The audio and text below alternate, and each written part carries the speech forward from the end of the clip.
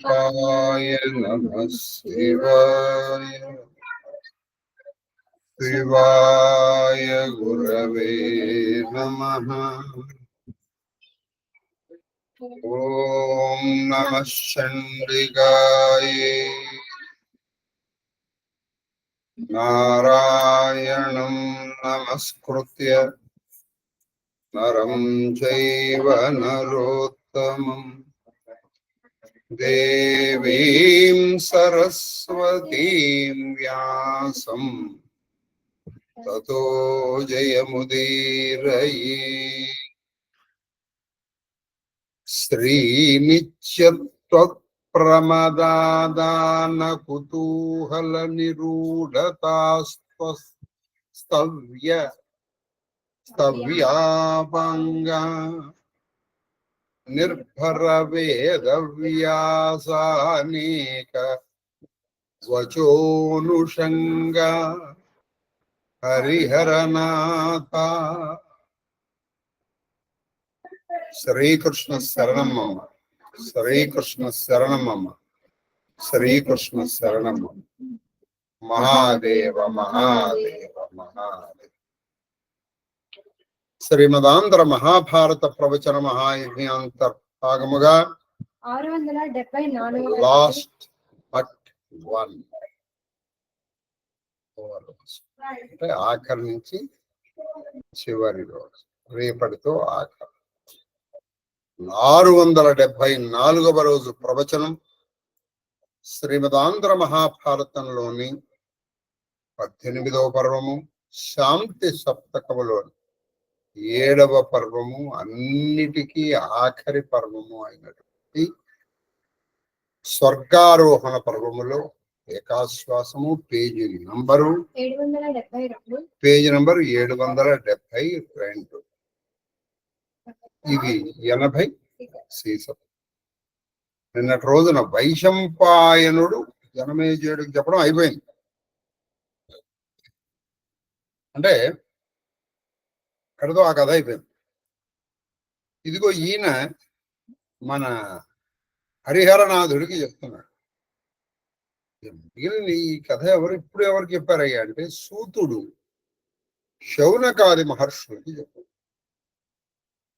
ఇక్కడ శౌనకాదులు కులపతులు, అంటే ఒక్కొక్కళ్ళకి 10,000 మంది శిష్యులు ఉన్నారు. వాళ్ళు సత్రయాగం చేశారు. ఆ యాగం సమాప్తి సమయానికి అక్కడికి సూతుడు వచ్చాడు. అయ్యా, మీరు చక్కటి కథనం తెలిసిన వాళ్ళు కాబట్టి మీరు కథ చెప్పండి అంటే, అయినా మీరు ఏ కథ వినాలనుకుంటే వాళ్ళు కొన్ని చెప్పారు. అది హృద్యమై ఉండాలి, అంటే మనసుకు హత్తుకోవాలి. 2, అది అపూర్వమై ఉండాలి. 3, పాపాలని పోగొట్టాలి. 4, జ్ఞానాన్ని ఇవ్వాలి. అటువంటి కథ చెప్పాలి. అప్పుడు ఆయన భారతాన్ని కానీ కథని భారతం చెప్పని వాళ్ళు చెప్పలేదు. ఇది వింటే ఇవన్నీ వచ్చేస్తాయనే కదా అని అర్థం. ఆయన చెప్పారు. ఈయన పేరు ఈ వైశంపాయనుడు జనమేజయుడికి చెబుతూ ఉండంగా ఈయన అక్కడ ఉన్నారు. ఆయన ఎప్పటివాడు ఆయన సూతుడు అని పిలుస్తాం, కానీ అసలు పేరు ఆయన నెక్కర శ్రవసు. అదే ఆయన విని ఆయన చాలా జాగ్రత్తగా మళ్ళీ వీళ్ళందరికీ తీసుకున్నారు. కాబట్టి కథని మనం వినేటప్పుడు ఏదో టైం పాస్ పల్లీలాగా వినకుండా చాలా జాగ్రత్తగా, అవసరమైనప్పుడు మనం ఇంకోళ్ళకి అది చెప్పగలిగిన స్థితిలో మనం ఉండాలి. దాన్ని శ్రవణం అంటారు. ఆ శ్రవణము తపస్సు. ఇప్పుడు కలియుగంలో శృణ్వం తపః, అది ఖచ్చితంగా, అది కరెక్టే. ఎలాగా? నువ్వు యాదాలాపంగా ఏదో వింటూ, సినిమా అయితే మనం చాలా జాగ్రత్తగా చూస్తాం, ఎందుకంటే డబ్బులు పెట్టాం కదా. కాబట్టి అలా కాకుండా యాదాలాపంగా చూసినట్టు చూడకూడదు. ఇది ఖచ్చితంగా ఎలా చూడాలంటే, మీరు డైలీ సీరియల్ చూస్తారా? ఇనపరేకులు, పంచుకోట, ఇటువంటివన్నీ అలాచుకోవాలి.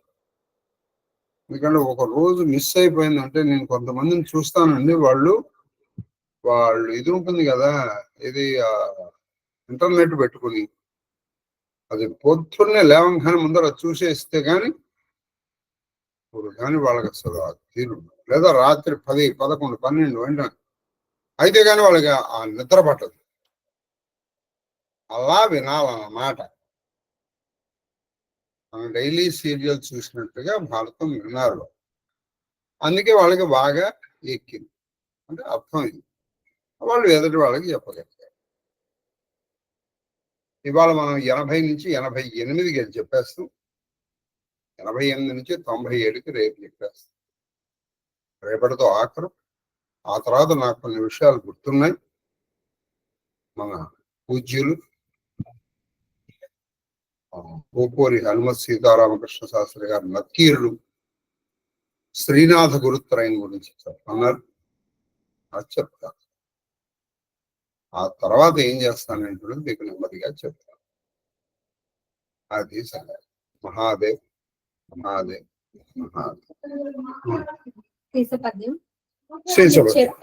అని చెప్పి ఆ శౌనకాది మునీశ్వర గణముతో, అది అయినా ఖచ్చితంగా ఇటువంటిదే చెప్తాను మీకు అని చెప్పి, ఆ శౌనకాది మునీశ్వర గణముతో, శౌనకుడు మొదలైనటువంటి ఆ మునీశ్వరుల గణము అంటే సమూహంతో, మరియు ఆ కథకుడు అంటే ఈ సూతుడు, ఈ ఉగ్ర శ్రవసుడు ఇంపు మిగులంగా ఇట్లని చాలా శ్రద్ధగా, చాలా అందంగా ఇలా అన్నారు ఆయన. అయినా నేను చెప్తాను అని చెప్పాను.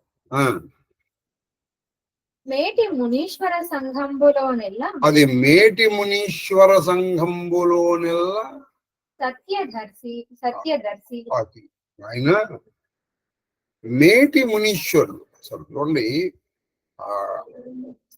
ఆ పద ప్రయోగంలో చాలా అందం ఉంది. ముని అంటేనే గొప్పవాడు కదా, ఈశ్వరుడు గొప్పవాడు, ఆళ్ళల్లో గొప్పవాడు, మునులు గొప్పవాళ్ళు, ఆ గొప్ప వాళ్ళలో గొప్పవాడు, ఆ గొప్ప వాళ్ళలో గొప్పవాడు, ఇది అంతకన్నా మించిన వాళ్ళు లేరు అన్నమాట. మేటి మునీశ్వరులలో ఎల్ల సత్యదర్శి అంటే సత్యమును చూసినటువంటి వాడు. సత్యమును చూడటం అంటే ఏదో ఉన్నది ఉన్నట్టు కాదు, అంటే కరెక్ట్ గా ఆయనకు అర్థమైంది. మిథ్యా జగదధిష్టాన ముక్తిద, సత్యము ఒకటే, అదే పరబ్రహ్మ. నీకు కనిపించేది యదృశ్యతే తన్నశ్యతే, కనపడే ప్రతిదీ నశించిపోతుంది. ఇక్కడ శాశ్వతము ఏది, ఇక్కడ మిగిలేదల్లా సత్యం, ఆ పరబ్రహ్మతత్వము ఒకటి అని తెలిసినటువంటి వాడు ఎప్పుడు అందులోనే ఉండేటువంటి, అది తెలిసినటువంటి వాడే కాదు, అందులోనే ఉండేవాడు. అందులోనే ఉండేవాడు కాబట్టి ఆయనకి ఏ వికారాలు కలగలేదు. ఆయన ఎంత వికారాలు కలగలేదంటే, ఈ పాండవులు అందరూ ఆయన నుంచి వచ్చిన వాళ్ళే కదండి. అందరూ వెళ్ళిపోయినా ఎప్పుడన్నా వ్యాసుడు బాధపడ్డట్టు మీరు చూసారు. ఆయనకి ఇంచుమించు మనవాళ్ళు వీడు. ధృతరాష్ట్రుడు పోయినప్పుడు కానీ, పాండురాజు పోయినప్పుడు కానీ, వాళ్ళమ్మ సత్యవతి కూడా ఆయన అదే చెప్పాడమ్మా, ఈ ధృతరాష్ట్రుడు కొడుకు పుట్టాడు దుర్యోధనుడు, వాడు వంశాన్ని నాశనం చేసేస్తాడు, నువ్వెందుకన్నమ్మా ఇక్కడ ఉండి చూస్తావు ఇవన్నీ, పో, వాడి కర్మానికి వాడిపోతాడు, నువ్వు వెళ్ళి తపస్సు చేసుకుని ఆ తపస్సు ద్వారా నువ్వు భగవంతుడిలో కలిసిపోవాలి. వాళ్ళకి ఉండమండి. అందుకే అర్జునుడు వచ్చాడు, ఇగో ఇలా అయిపోయిందన్నాడు. ఓ అలాగా నాయన, ఇదంతా కృష్ణుడు మూలంగా చేశాను నాయన, నువ్వు చేశానని అనుకుంటున్నావు, నువ్వేమీ చేయలేదు, అంతా కృష్ణుడు చేశాడు. నిన్ను ఎన్నో సందర్భాల్లో కాపాడిన కృష్ణుడు ఇప్పుడు కాపాడలేడా? ఆయన కాపాడదలుచుకోలేదు, అయిపోయింది. అంటే నీ అవతార పరిసమాప్తి కూడా అయిపోయింది కాబట్టి నువ్వు ఇంటికి వెళ్ళిపోయి మీ అన్నదమ్ములతో చెప్పండి, మీరు వెళ్ళిపోవడం. అంటే మీరు శరీరాలను వదిలేస్తామని ఎంత ఈజీగా చెప్పాడంటే, ఒరే ఆ షర్ట్ మాసిందిరా, ఈ షర్ట్ తీసేసి ఇంకో షర్ట్ వేసుకో అని చెప్పేటప్పుడు నువ్వేమైనా బాధపడతావు? పాపం 8 గంటలు మట్టి వాడు వేసుకున్న షర్ట్ అండి, ఎలా తీసేస్తాడండి వాడు అని బాధపడతా. కాబట్టి ఈ శరీరం అనేది కప్పు. ఎలాగైతే నీ వస్త్రము నీ శరీరమును కప్పుతుందో, ఈ శరీరము నీలో ఉన్న ఆత్మని కప్పు. ఈ కప్పు వదిలేసేయి, సత్యం తెలిసిపోతుంది. అదే దేహో దేవాలయ పురప్తో జీవో దేవ సనాతన చేజేత్ అజ్ఞాన నిర్మాల్యం. ఆ అజ్ఞానం అనేటువంటి నిర్మాల్యం కనుక నువ్వు తీసేస్తే సోహం సోహం సహ అహం అంటే అదే నేను, అది నీకు తెలుస్తుంది. ఏది అది? పరతత్వం. ఏ పరతత్వం ఏదైతే ఉందో, ఏది పరమో, ఏది నిత్యమో, ఏది సత్యమో, ఏది ఆనంద స్వరూపమో అదే నేను. దానికి నేను అభిన్నుడను. నేను అనగా మళ్ళీ పాంచభౌతికమైనటువంటి శరీరము కాదు. ఇది పోతుంది ఎలాగో. నువ్వు కావాలన్నా పోతుంది, అక్కర్లేదన్నా ఇది ఉండదు. ఇది ఉండేది కాదు, అది పోయేది కాదు. అది పోయేది కాదు, ఇది ఉండేది కాదు. మన విచిత్రం ఏంటి, ఈ ఉండని దాని కోసం ఏడుస్తాం, ఆ పోయేదాన్ని నువ్వు రా అని చెప్తే మనకి నమ్మబుద్ధి కాదు. సరే, అది సర్వ విధిజ్ఞత, అన్ని విధులు తెలిసినటువంటి వాడు. ఆయనకి తెలియదంటూ లేదు. ఇక ఇది అది అని కాదు ఆయనకి. అన్ని న్యాయము, శాస్త్రము, కర్మము, ఇకపోతే వ్యాకరణం, ఉపనిషత్తులు, బ్రహ్మసూత్రాలు, ఆధ్యాత్మిక మంత్రాలు, తర్కము, వ్యాకరణం, జ్యోతిషం, మీమాంస, ఇలా ఆయన అసలు ఇది కాదయ్యా, ఆయనకి తెలియంది ఏముంది? ఆయన నిజంగా సర్వజ్ఞుడు అన్నమాట. అందుకే ఈయన గురించి చెప్తూ అచతురానను బ్రహ్మ, 4 ముఖములు లేని బ్రహ్మైన. బ్రహ్మ అంటే ఈయన సృష్టికర్త. అలాగే ద్విబాహుర్హి హరిహి, ఏ చేతులు ఉన్నటువంటి విషయం. అంటే ఈయనే పాలకుడు. ఈయన ఇటువంటి వాళ్ళు అపాలలోచను శంపు, పాలమందు కన్ను లేనటువంటి శంపు. భగవాన్ బాదరాయణు, ఈయన భగవంతుడు, ఈయన సాక్షాత్ భగవత్ స్వరూపమే. మళ్ళీ ఈయన ఏదో మళ్ళీ వెంటనే ఈ వ్యాసుడు నారాయణ అంటే అయితే మనం శైవులు పూజించుకోకూడదు. నాయన నువ్వు ఏదైనా పురాణమే కదా ముఖ్య, అష్టాదశ పురాణాలుగా, మరి అది రాసింది వ్యాసుడేగా. కాబట్టి వ్యాసుడు కేవలము త్రిమూర్త్యాత్మకుడు. అంటే ఆయనే సృష్టి స్థితి సంహారకర్త. ఆయన సర్వ విజ్ఞాన భవ్యాత్ముడు. అన్ని విజ్ఞానములు అంటే అన్నింటి యొక్క జ్ఞానములు భవ్యాత్మ, బాగా తెలుసు. సర్వ విజ్ఞాన భవ్యాత్మ తెలిసినటువంటి వాడు. సర్వేంద్రియ ప్రబోధశాలి. సర్వేంద్రియ ప్రబోధశాలి, అన్ని ఇంద్రియములకు ప్రబోధం అంటే జ్ఞానం, బ్రహ్మ వేద. సర్వేంద్రియ అంటే అన్ని ఇంద్రియములకు ప్రబోధము, జ్ఞానము అంటే బ్రహ్మజ్ఞానము కలిగినటువంటి వాడు. ఎందుకని? ఇంద్రియాణం అధిష్టాత్రి, అన్ని ఇంద్రియములకు అధిష్టానం దేవతలు ఉన్నారు. ఓహో, ఇంద్రియం పనిచేస్తుందంటే ఆ దేవత పనిచేస్తుంది. ఇంద్రియం పనిచేయట్లేదు అంటే ఆ దేవత పనిచేయట్లేదు, అంతే.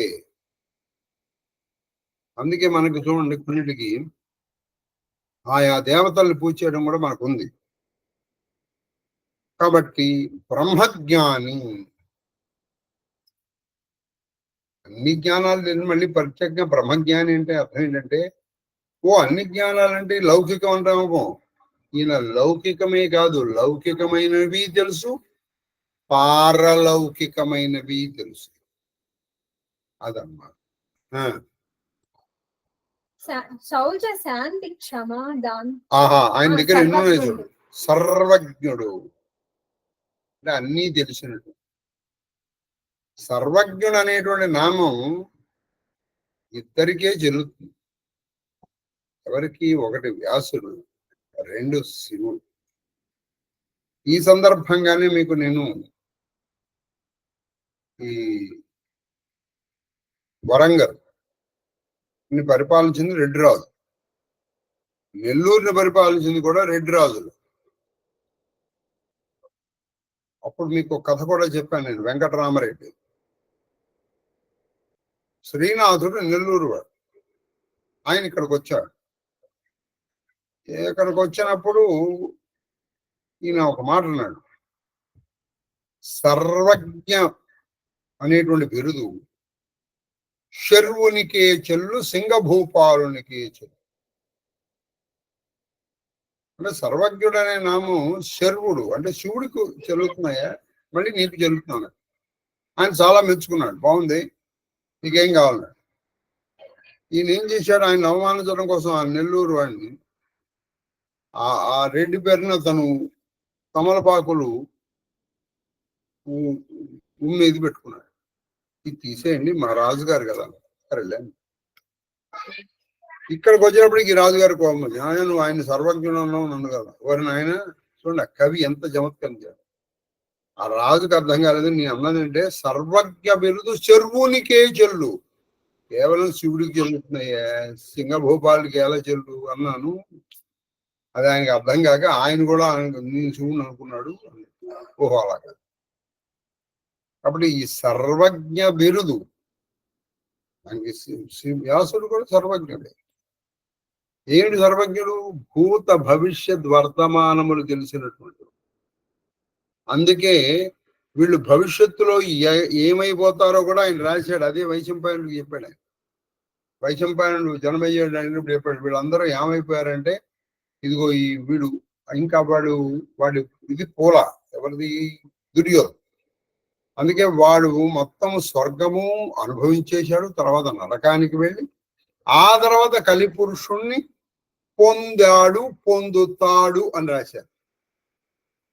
అంటే ఏమిటి? ఇంకా అప్పటికి ఇంకా ఈ నరకంలో అతను అవస్థలు పడుతున్నాడు. కాబట్టి భవిష్యత్తు కూడా ఈయన రాశారు. మీరు అలాగే ఈ కవులందరూ కూడా మీరు చూస్తే కావ్యాలు వాళ్ళు ముందర రాశారు, తర్వాత అది అలా జరిగింది. వాల్మీకి ఎంతో ముందర రాశాడు, ఇది రామాయణం. అందుకని అంతా అయిపోయిన తర్వాత తెలుసుకుని రాయలేదు.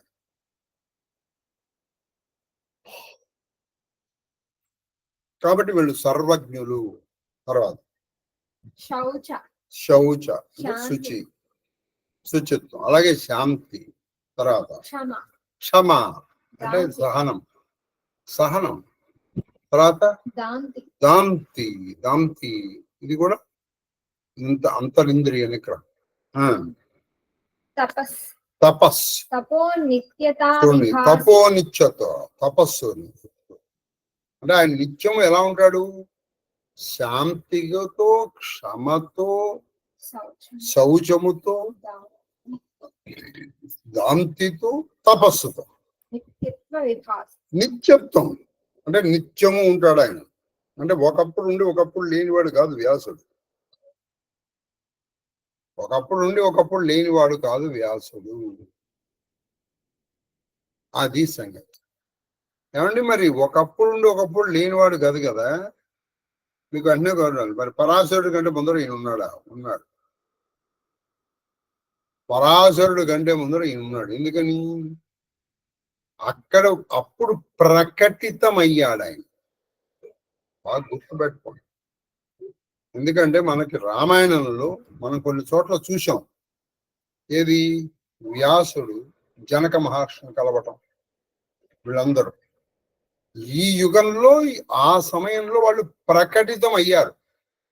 ఆ సత్యవతి నుంచి ఆయన వచ్చేశాడు. మరి ఆయన వస్తూనే నవయవ్వన సంపన్నుడు.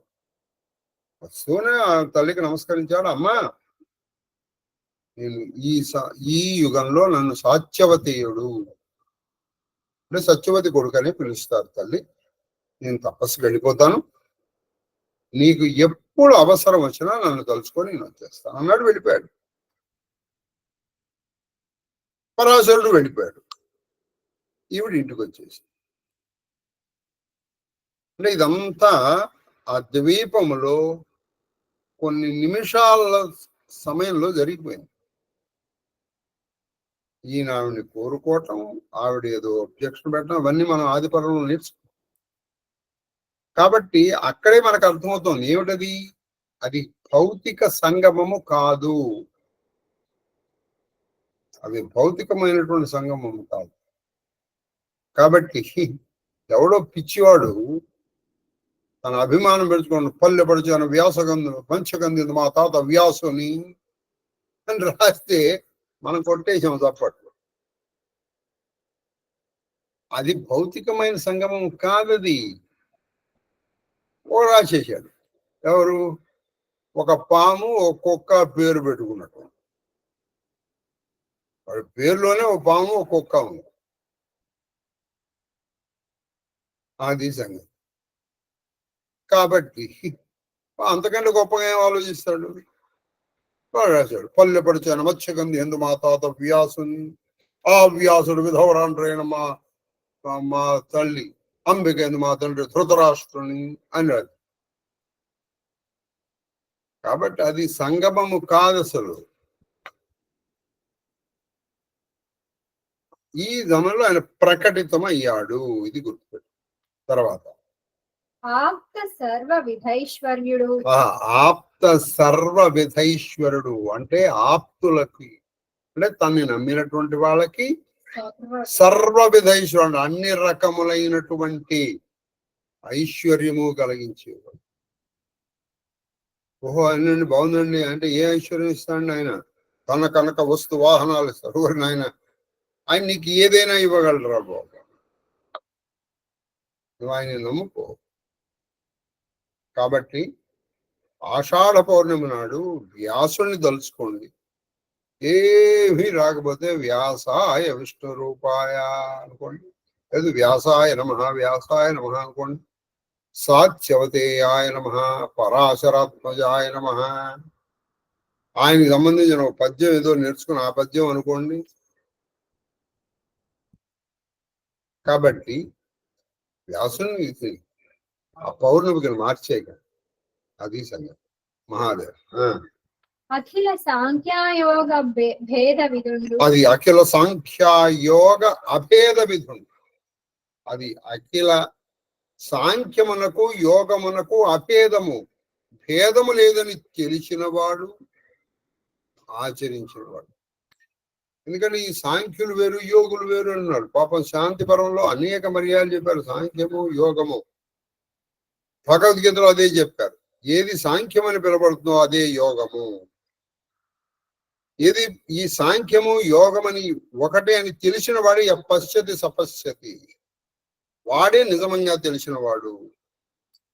ఇవి రెండు మార్గాలు వేరు, గమ్యస్థానం ఒకటే. ఇంకో విషయం అంటే అసలు మార్గాల్లో కూడా వీళ్ళు స్టార్టింగ్ పాయింట్ వేరు.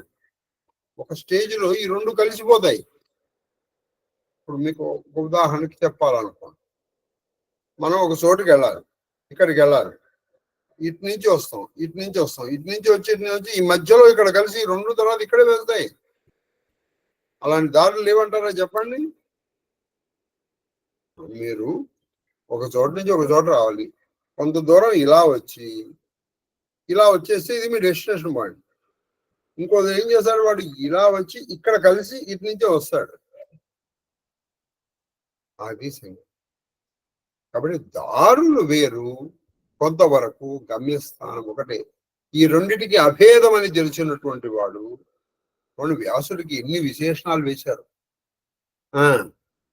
ధర్మోపదేశ చతుర వాగ్ విలాసుడు. చూడండి, ధర్మోపదేశ చతుర వాగ్ విలాసుడు అంటే ధర్మాన్ని ఉపదేశించడంలో మంచి చతురత కలిగిన మంచి వాక్చతురత కలిగిన వాగ్విలాసం, మంచి వాక్కులు ఉండాలి. భర్తృహరి సుభాషితాల్లో చెప్తారు, ఆపదలందు ధైర్య గుణమంచిత సంపదలందు తాల్మియున్ భూపసభంతరాళముల పుష్కల వాక్చతురత్వము ఆది బాహాపటు శక్తి యశమనం ధనురక్తి విద్యాయందు వాంఛా పరివృత్యం ప్రకృతి జన్య గుణంబులు సజ్జనాళికి.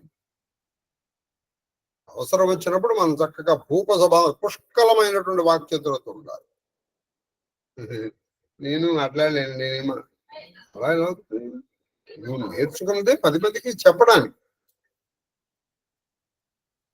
ఆ ఎక్స్ప్రెసివ్నెస్, కొంతమంది వాళ్ళకి తెలుస్తుంది, వాళ్ళు ఎక్స్ప్రెస్ చేయలేరు, కానీ వాళ్ళు మంచి they are highly knowledgeable persons. కాబట్టి వాళ్ళ దగ్గర కూర్చొని నెమ్మదిగా చెప్తే వాళ్ళు చెప్తారు. కొంతమందికి ఏమి ఉండదు, వాడు చెప్తూ ఉంటాడు, అది సంగతి. కాబట్టి ఈయన ఎటువంటి వాడు? పుష్కలమైనటువంటి వాగ్విలాసుడు. ఎటువంటి వాగ్విలాసుడు? ధర్మోపదేశ చిత్రం, ధర్మాన్ని ఉపదేశాలు. అందుకని ఆయన 18 పురాణాలు రాయగలిగాడు, బ్రహ్మసూత్రాలు రాయగలిగాడు. ఒక్కటేంటండి, మళ్ళీ అంతా వాగ్విలాసము. మనం శంకరాచార్యులు అంతలో చూస్తాం. ఏమి శంకర భాష్యం అండి అసలు. భగవద్గీతకి వ్యాఖ్యానం రాశారా, తర్వాత విష్ణు సహస్రానికి వ్యాఖ్యానం రాశారు, ఆ తర్వాత మీరు వీటికి వివేక చూడమని.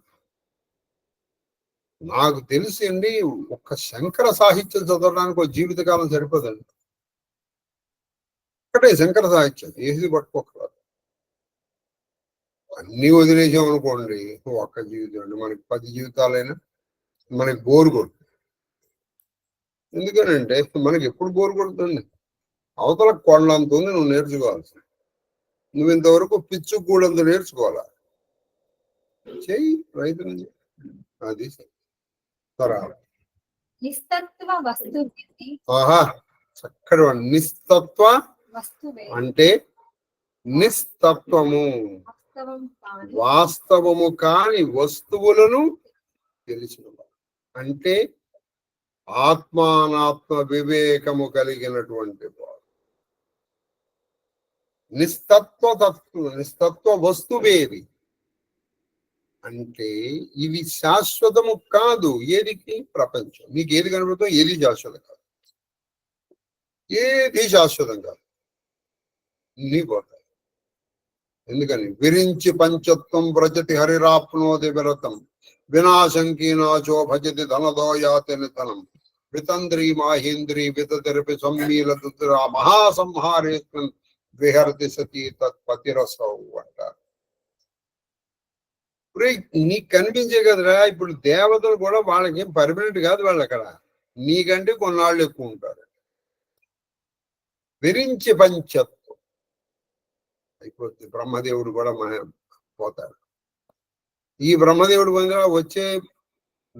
వచ్చే యుగానికి బ్రహ్మదేవుడు ఎవరో తెలుసా? ఆంజనేయుడు. ఆయన అందుకే ఆయన నవమ బ్రహ్మ అంటారు. వ్రజతి వరిరాప్నోది విరతం, విష్ణుమూర్తి కూడా లేడు. వినాశం కీనాశో, కుబేరుడు వినాశం అయిపోతాడు. వినాశం కీనాశో, యముడు పోతాడు. ధనదో యాతి నిధనం, ధనదుడు కుబేరుడు కూడా నిధనం చనిపోతాడు. ఇలా అందరూ పోతారమ్మా. అప్పుడు మాత్రం నువ్వు నీ పతి అయినటువంటి ఆ శివుడితో విహరిస్తూ. ఆయన ఇంకో మాట చెప్తారు, సుధామప్యాస్వాద్యం ప్రతిభయ జరామృత్యుహరణం విపద్యంతే విశ్వే విధిశతమకాద్య సవిత. బ్రహ్మదేవుడు, శతముఖుడు, ఇంద్రుడు వీళ్ళందరూ అమృతం తాగారు. ఎందుకు? చావు రాకూడదు. అటువంటి వాళ్ళు పోతున్నారు. విచిత్రం ఏంటంటే తాగితే చనిపోతారు, తాగితే చూస్తే చచ్చిపోతారు, అలా అలా. అటువంటి దాన్ని తాగాడు ఆయనకి తెరంచి. దానికి కారణం ఏంటంటే మా ప్రభజననిత ఆటంక మహిమా.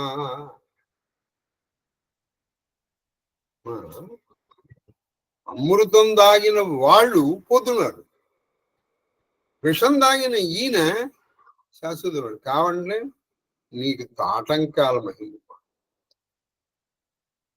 ఎందుకని ఆవిడ తాటంకులు ఎవరు? తపనోడుపమండల సూర్యుడు చంద్రుడు, కాలమే ఆవిడొస్తుంది. మరి ఆయన కాలకాలు, కాలుడికి కూడా ఆయన కాలుడు. అందుకే మిగిలేదు వాళ్ళిద్దరే ఎవరు. అందుకే మిగిలే వాళ్ళని నువ్వు పట్టుకో. వాళ్ళే మిగలరా, నువ్వు ఎవరిని పట్టుకున్నావో? నువ్వు ఎవరిని పట్టుకున్నావు వాళ్ళే మిగలరా అంటే నువ్వు వాడిని పట్టుకుంటా అంటే ఎట్లా? వాడికి ఉంటే కదా నీకు ఇచ్చింది. కాబట్టి ఆ ఉమామహేశ్వరుల పాదపద్మాలని నమ్ముకు. నిన్నమ్మిన వారికెన్నటికి నాశము లేదు గదమ్మ ఈశ్వరి. ఆవిడని నమ్ముకోండి, నాశము లేదు. అది సంగతి. తర్వాత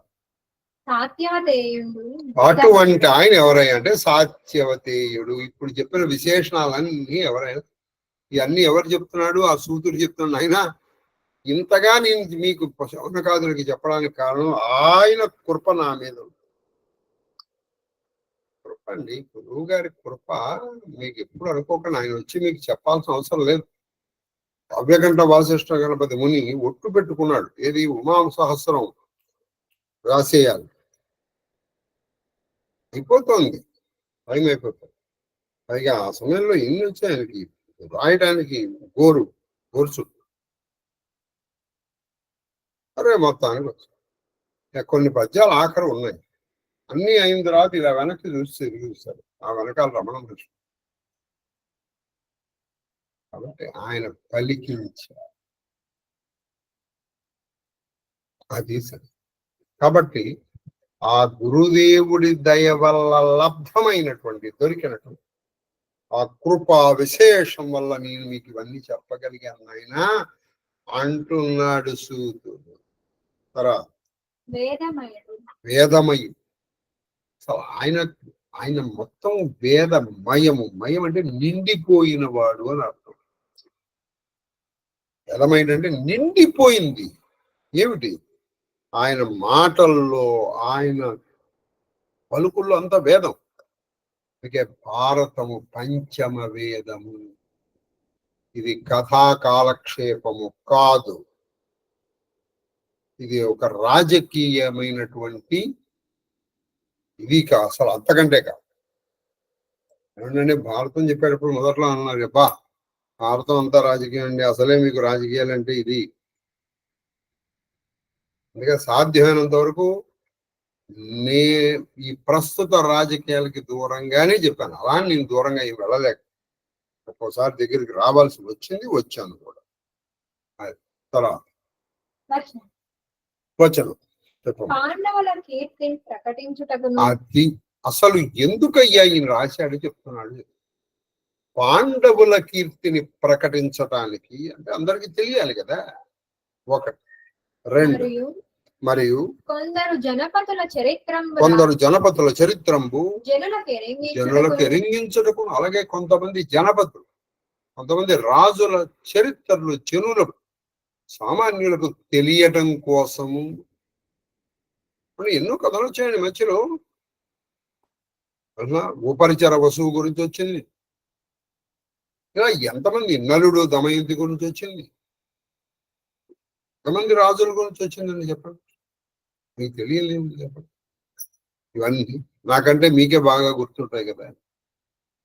కాబట్టి ఇంతమంది తెలిసిన వారు రాజులు, ఆ రాజుల చరిత్రలు ఆ మొత్తం జనులందరికీ తెలియడం కోసం. తర్వాత దేవదేవుండగు వాసుదేవుని సంక్రీడా విశేషంబులు. ఎందుకు వచ్చాయంటే దేవదేవుడు, దేవతలకు దేవుడైనటువంటి ఆ వాసుదేవుడి ఒక సంక్రీడ, సమగ్రమైనటువంటి క్రీడ గురించి చెప్పడం కోసం. అది ఆయన యొక్క కృపా విశేషం, దయా విశేషం చెప్పడం కోసం. సర్వదేవ జాతుల జన్మ అనే అన్ని రకాలైనటువంటి దేవతల యొక్క జన్మం చెప్పడం కోసం. తదీయ సాయుధ్యములు అంటే వాళ్ళని ఏ విధంగా నువ్వు ఆరాధిస్తే వాళ్ళల్లో కలిసిపోతావు నువ్వు. తేటపరచు ఇవన్నీ చెప్పడం కోసం సకల ధర్మములను తెలుపుటకు అది సకల ధర్మంబులను తెలుపుటకు. భారతం వింటే అన్ని ధర్మాలు తెలుస్తాయి.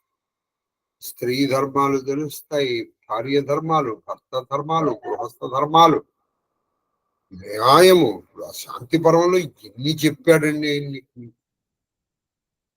రాజధర్మాలు చెప్పాడు, బ్రాహ్మణ ధర్మాలు, క్షత్రియ ధర్మాలు, వైశ్య ధర్మాలు, సూత్ర ధర్మాలు, దానాలు, దక్షిణలు. ఒక్క మాటలో నిర్మోహమాటంగా నేను ఒప్పుకుంటున్నాను. భారతం అనేటువంటిది నేను చెప్పి ఉండకపోతే నా చేత మీరు భూదానం చేయించి ఉండేవాళ్ళు కాదు. నా చేత భూదానము, గోదానము, ముఖ్యంగా గోదానాలు, అలాగే నక్షత్ర దానాలు కూడా చేసాం అప్పుడు మేము. నేను ఈవిడ మన కన్నప్ప వచ్చి చేసాం.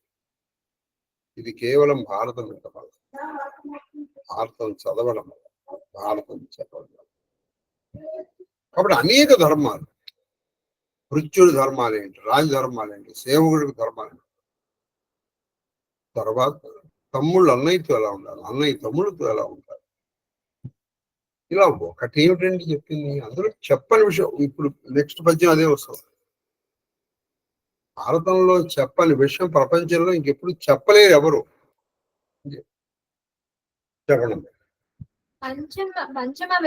చూసారా, పంచమ వేదం బై పరగు ఈ మహాభారత అది సంహిత. సంహిత అంటే మంత్రగ్రంథం, సంహిత అంటే మంత్రగ్రంథం. కాబట్టి మహాభారతమును ఆయన ఎందుకు రాశాడు అంటే ఇందుకోసం రాశాడు.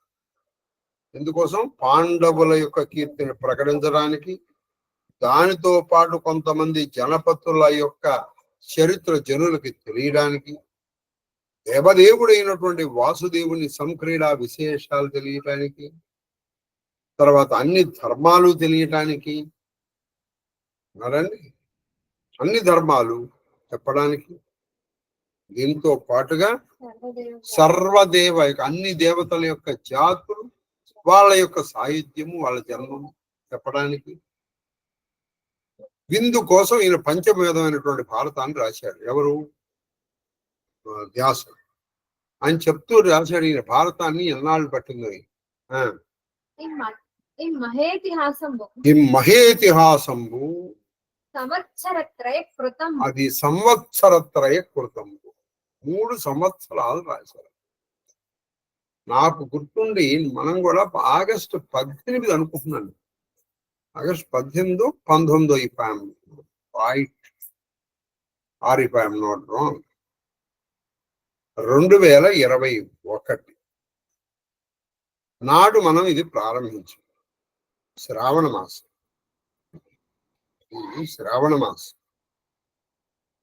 ఇగో మనకి ఇంగ్లీష్ లెక్కల ప్రకారం జూన్ 2వ తారీఖు వాళ్ళు అది సరి. అంటే ఇంచుమించుగా ఆయన కూడా కరెక్ట్ గా 3 సంవత్సరాలు అలా రాసుకుని ఉండడు కదా, రాసి కొంచెం. అయితే ఒకటి అలా అని చెప్పడానికి వీల్లేదు, ఎందుకంటే వినాయకుడికి ఈయనకి ఒక పందెం వచ్చింది. భారతాన్ని గ్రంథీకరించినటువంటి వాడు వినాయకుడు. వీళ్ళు పందెం పెట్టుకున్నాడు. ఏమిటా పందెం? నేను చెప్తుంటే నువ్వు ఆగు, అలాగే నువ్వు ఆగావు అనుకో నువ్వు ఓడిపోయాను అంటే వినాయకుడు. అవి రాసి చెప్పండి గురుగారు ఆగారంటే ఈయన ఆగితే వ్యాసుడు ఓడిపోయాడు. కాబట్టి అలా వరుసగానే చెప్పి రాసి కూడా ఉండవచ్చు. అందుకని వినాయకుడు ఏం చేశాడు పాపం, తన 100 దంతాల్లో ఒక దంతం పెరిగి ఆ దంతంతో రాశాడు. అందుకే అప్పటి నుంచి ఆయన ఏకదంతుడయ్యాడు. అయితే ఆయన కూడా అన్ని ఏనుగు ముఖాలు ఉంటే 2 దంతాలు ఉన్నాయి పాపం, 5 దంతులు. అయితే వీళ్ళిద్దరి మధ్య ఒక కండిషన్ ఉంది. ఆయన చెప్పేది ఈయన అర్థం చేసుకుని రాయాలి. ఈయనకి అర్థం కాలేదనుకోండి రాయకో, వెంటనే అర్థం అవ్వాలి. అలా కొన్ని రాయాలి. అలా వాళ్ళిద్దరు రాశారు. ఎవరు? వ్యాసుడు, వినాయకుడు. మీరు ఎప్పుడన్నా బదరి వెళితే, అంటే బదరీనారాయణని చూస్తే, అక్కడి నుంచి కొంచెం దూరంలో వ్యాస గుహ అని రాంది. అక్కడ ఈ భారతం రచింపబడింది. మేము మహాదేవుడి దయ వల్ల అక్కడికి వెళ్ళలేకపోయాం, కానీ ఆ వ్యాస గుహ ఉంది. అక్కడికి మనం వెళ్ళాలి. వెళ్తే ఈ భారతం రచింపబడినటువంటి ప్రదేశానికి మనం వెళ్ళవచ్చు. అది దీని విశేషంబు వినండు. అది దీని విశేషంబు. ఇగో ఈ భారతం యొక్క విశేషాన్ని వినండి. ఈ భారతం విశేషం ఏంటంటే చెప్పండి. అడిగేది అమర ధర్మార్థ కామ మోక్షముల గురించి. అసలు దీది చెప్పబోయే ముందర ఈ పద్యానుకున్న విశేషం ముందర మీకు చెప్తాను. విశేషంలో ఏం చెప్పారంటే చెప్పండి. ధర్మేచ ధర్మేచ అర్థేచ కామేచ భరతర్షభ యది. చూడండి, అంటే ధర్మం విషయంలో కానీ అర్థం విషయంలో కానీ ధర్మేచ అర్థేచ కామేచ మోక్షేచ. నీకు అసలు ఇందులో ఓ భరతర్షభ అంటే భరతకులంలో గొప్పవాడా. మీకు ఇప్పుడు నేను మూలం చెప్తున్నాను, పద్యం చెప్పట్లేదు. ఈ విషయాల్లో ప్రపంచం ఉన్నది ఈ 4 విషయాల్లోనే. అయితే నీకు ధర్మం లేదు, అర్థం అంటే ఎలా డబ్బులు సంపాదించాలి, 2, 3 కామ ఎలా కోరికలు తీర్చుకోవాలి, మోక్షం ఎలా సంపాదించాలి. ఈ విషయంలో భారతంలో చెప్పబడని విషయము ప్రపంచంలో ఇంకెక్కడా చెప్పలేదు. చెప్పండి. యది హస్తి అంటే ఈ 4 విషయాల్లో ఇందులో ఏది ఉందో, యది హస్తి తదన్యత్ర ఎంతే. ఇది ఇక్కడ ఏముందో ప్రపంచంలో అదే ఉంది. ఇక్కడ లేనిది ప్రపంచంలో ఎక్కడా లేదు. చెప్పమ్మా ఏదన్నా. యది హస్తి తదన్యత్ర ఎన్నే హస్తినా అంటే ఇందులో లేనిది తత్కచ్ అంటే ఇందులో ఉన్నదే ప్రపంచంలో ఉంది. ఎప్పుడు? అప్పుడెప్పుడు ఆయనకు రాసినప్పుడు కాదు, ఇప్పటికైనా సరే. మీరు చూడండి, ఎప్పటికైనా సరే మీకు ఎన్నో ఉదాహరణలు చెప్తాను, చాలా ఉదాహరణలు. ఇప్పుడు మనం 2 పార్ట్స్ కట్ అయిపోతే మనకి జాయింట్ చేస్తున్నారు. జరాసంధులు అప్పుడే కలిపారు, తెలుసునా? ఇప్పుడు మీరేదో మిస్టర్ పిన్శెట్టి, మిస్టర్ అన్శెట్టి అని సినిమాలు చూసి ఆ ఫిజికల్ కాంట్రాక్ట్ లేకుండా కలవాలనేటువంటిది. Biological fathers, test tube babies అప్పుడే ఉంది మనకి. ఇది ద్రోణుడి దగ్గర నుంచి అక్కడి నుంచి ఎలా వచ్చింది. ఇలా మీరు ఎన్నో విషయాలు తీసుకోండి. అప్పట్లో ఏంటండి అది అన్నది, ఇప్పుడు అది సంభవం అవుతుంది. అప్పుడు వాళ్ళు దాన్ని పౌరాణికంగా చెప్పారు, ఇది అది మెడికల్ గా సంభవం అవుతుంది. దాని మీద మనం పరిచయం అంటే మనం దాని మీద రీసెర్చ్ చేయలేదు. ఇప్పుడు అలా ఎన్నో విషయాలు భారతంలో చెప్పినవి ఇక్కడ జరుగుతున్నాయి. ఏమండి? అలాగే మీకు అసలు ఇంకొక గొప్ప విషయం, బ్రిటన్ లో ఈవెన్ ఆడని మగనగాను, మగన ఆడగాను మారుస్తుంది. సెక్స్ మార్పిడి విధానం. మరి అదేగా మన వాడు శిఖండి అది చెప్పింది. అప్పుడు చెప్పింది అదేగా. అంబ ఇప్పుడు శిఖండిగా మారిపోవడమేగా. కాబట్టి అది అక్కడ ఉందిగా. మీరు ధర్మ అర్థ కామ మోక్ష విషయాల్లో భారతంలో ఏది చెప్పబడినదో అదే ప్రపంచంలో ఉంది. భారతంలో ఏది చెప్పబడలేదో అది ప్రపంచంలో లేదు, రాదు. మీకు ఓపిక ఉండాలి, వెతుక్కోవాలి. మీకు కొంచెం ఓపిక ఉండాలి, వెతుక్కోవాలి. ఎక్కడుంది ఇప్పుడు ఈ శ్లోకానికే అర్థం రాశారు ఈయన తెలుగులో కేటగీతి పద్యం. చెప్పమ్మా ఇప్పుడు పద్యం.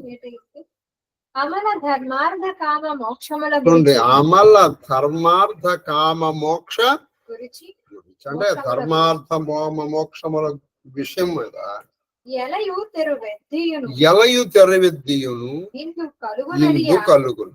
అంటే ఈ విషయాల్లో ఏ విషయంలో ఎలా ధర్మంగా ఉండాలి, ఎలా నువ్వు చక్కగా సంపాదించాలి, ఎలా సంపాదించకూడదు, ఏది ధర్మం ఏది అధర్మం, ఏది మంచి కామం ఏది చెడు కామం, ఏది మోక్షకారకం ఏది మన బంధకారకం, ఇవన్నీ విషయాలు భారతంలో చెప్పబడినవే నీకు ప్రపంచంలో ఉంది.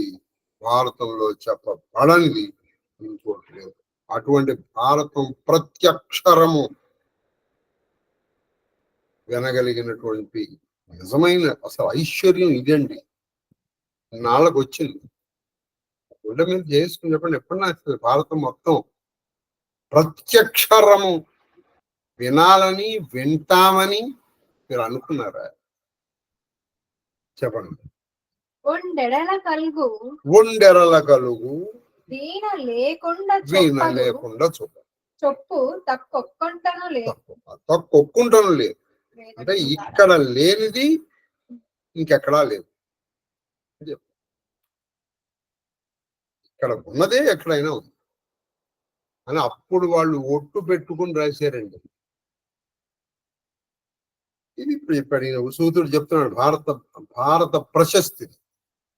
దానికి రాయడానికి 3 సంవత్సరాలు పట్టింది. వాళ్ళు అలా రాసుకుంటూ వెళ్ళిపోయారు. మరి మన వాళ్ళు వీరు రాశారు. అర్థం సమయంలో పంచమ వేదం అని ఏదో కథ కాదు. మన దౌర్భాగ్యం ఏంటంటే భారతం అనగానే ఈ కొన్ని సినిమాల్లో ఏదైనా తీసుకోండి, ఒక్క ద్రౌపది వస్త్రాపహరణం తప్ప ఎన్ని సినిమాల్లో అది it has become a laughing stuff అండి. అది ఎంత సీరియస్ ఇష్యూ అది.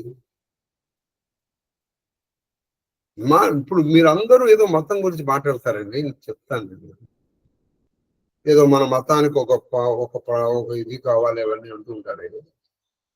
ఇంకోటి ఎవడైనా వాళ్ళ మతాల గురించి ఇలా వాళ్ళు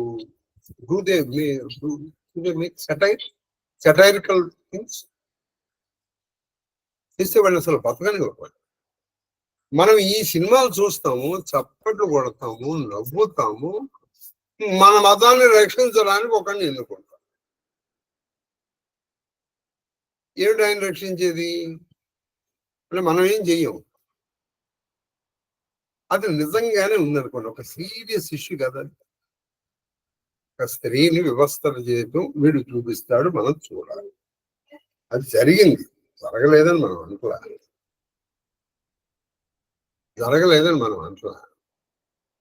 కానీ దాన్ని అంత సడైనల్ చేయాల్సిన అవసరం ఉందండి. ఎన్ని పదుల సంఖ్యలో వచ్చాయండి. సరే మామూలు నాటకాలు వదిలిపెట్టేసాయి, కొన్ని కామెడీ సీన్స్ ఇందులో వచ్చాయి. కాబట్టి అందరం మన మతం మీద మనం రక్షించుకోవాలంటే ధర్మాన్ని నువ్వు రక్షించు, అది నేను రక్షించేసి దానికి ప్రత్యేకమైనటువంటి రక్షకుడు అక్కర్లేదు. నువ్వు అది రక్షించకుండా ఎవడో నేను రక్షించాలంటే చాలా దురాశ. శేషపద్యం ఇప్పుడు ఈయన చెప్తున్నాడు సూతుడు, ఆ సౌన కాదు వాడికి. మీలాగనే నేను మీకు చెప్తున్నాడు, పుణ్యాత్ములారా ఈ పుణ్య ఇతిహాసం, ఇది ఇతిహాసం, ఇది రాజారు, ఇది పుణ్యము, ఇది వింటే అంటే కంటే చదివితే అంత ఈ పుణ్య ఇతిహాసం.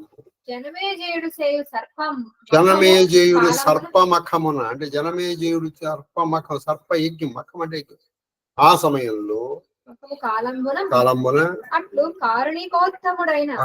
కారుణికోత్తముడు అంటే కారుణ్యము, కారుణ్యముల్లో ఉత్తముడైనటువంటి వేదవ్యాసుడు ఆదరమున ఆజ్ఞాపనము చేయ అతని శిష్యుడు లోకనుతుడు వైశంపాయనుడు చెప్పనైనా ఈ కథ, ఈ పుణ్య ఇతిహాసము ధననైజయుడు సర్పయాగం చేసే సందర్భంలో ఆస్తికుడు దాన్ని వచ్చి ఆపి, ఈ సందర్భంలో ఆ పరమ కారుణికోత్తముడు, కారుణ్యంలో ఉత్తముడైనటువంటి వేదవ్యాసుడు శిష్యుడు జయశంపాయనుడు అక్కడికి వచ్చి ఆయనకి చెప్తుండగా నేను అక్కడ విన్నానయ్యా అన్నాడు. చెప్పు నరేంద్రుడు వినా, ఆ నరేంద్రుడు రాజు జనమేజయుడు వింటున్నాడు, జయశంపాయనుడు చెప్తున్నాడు. అంటే వాళ్ళిద్దరు ఆ సభాసదులు అందరూ విన్నారు అక్కడ చాలా మంది. ఆ సభ నిలిచి ఆ సభలో నేనున్నాను, నా అదృష్టం. ఎవరు ఇప్పుడు చెప్పే ఈ సూతుడు, ఈయన ఉగ్రశ్రవసుడు. విచిత్రం చూడండి, చెప్పేవాడు సూతుడు, వినేవాడు శౌనకుడు. శౌనకాదుడు బ్రాహ్మణులు, ఆయన సూతుడు. వీళ్ళు ఆయన పైన కూర్చోబెట్టారు, ఈయన ఇలా కూర్చొని విన్నారు. ఎక్కడుందండి భారతదేశంలో కుల వివక్ష? ఎక్కడుందండి కుల వివక్ష చెప్పండి? కుల వివక్ష ఉంటే మరి బ్రాహ్మణుడు కిందను సూతుడు పైన కూర్చోగలుగుతారా? నువ్వు నాకు చెప్పేదంటే అన్నారా? వాళ్ళు పైగా మీరు శౌనకాదులు వాడిని ఆయన అర్చించారన్నారు, గుర్తుపెట్టుకోండి ఇది. కాబట్టి ఇది మిమ్మల్ని రక్షించదు. మిమ్మల్ని రక్షించేది ఏదైనా ఉంటే సమత్వ భావం. లలితాస్త్రం చదివారా? చదివితే అందులో ఎక్కువ నామాలు స మా అనే అక్షరాలతోనే వస్తాయి, కాబట్టి లెక్కట్టుకుంటాడు.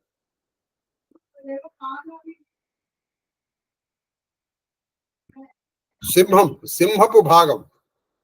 ఆ సమానత్వం లేకుండా ఒక మనిషిలో మనిషిని చూడకుండా, నేను కొంతమందిని చూస్తానండి, వాళ్ళు ఇచ్చారనుకోండి, నేను అపవిత్రుని అయిపోతాను. నీ మనసులో ఎన్ని అపవిత్రతలు ఉన్నాయి, ఇది అపవిత్ర అయిపోతావా? కాబట్టి అందరూ సమానంగా చూడండి, ఎక్కడ పాటించాలో అక్కడ పాటించాలి. తప్పితే కుల వివక్ష ఎక్కడుందండి కదా? లేదు. మధ్యకాలంలో కొంతమంది ఛాందసులు కల్పించారు. అది సవినయ భక్తికముగా విన్నవాడు. అప్పుడు ఆయనకి చెప్పాడు, ఈయన విన్నాడు. నేను ఎలా విన్నా అంటే వినయంగా భక్తిగా విన్నాను. సూతుడు పాపం, దానికి సూతుడికి చెప్పలేదు ఆయన. అలా వినాలి మనం ఏదైనా వింటే, అప్పుడు అది శృణ్వంత భావం అవుతుంది. అంటే మీరు యాదాలాపంగా విన్నది తపస్సు ఎందుకు అవుతుందండి? అది తపస్సు కాదు.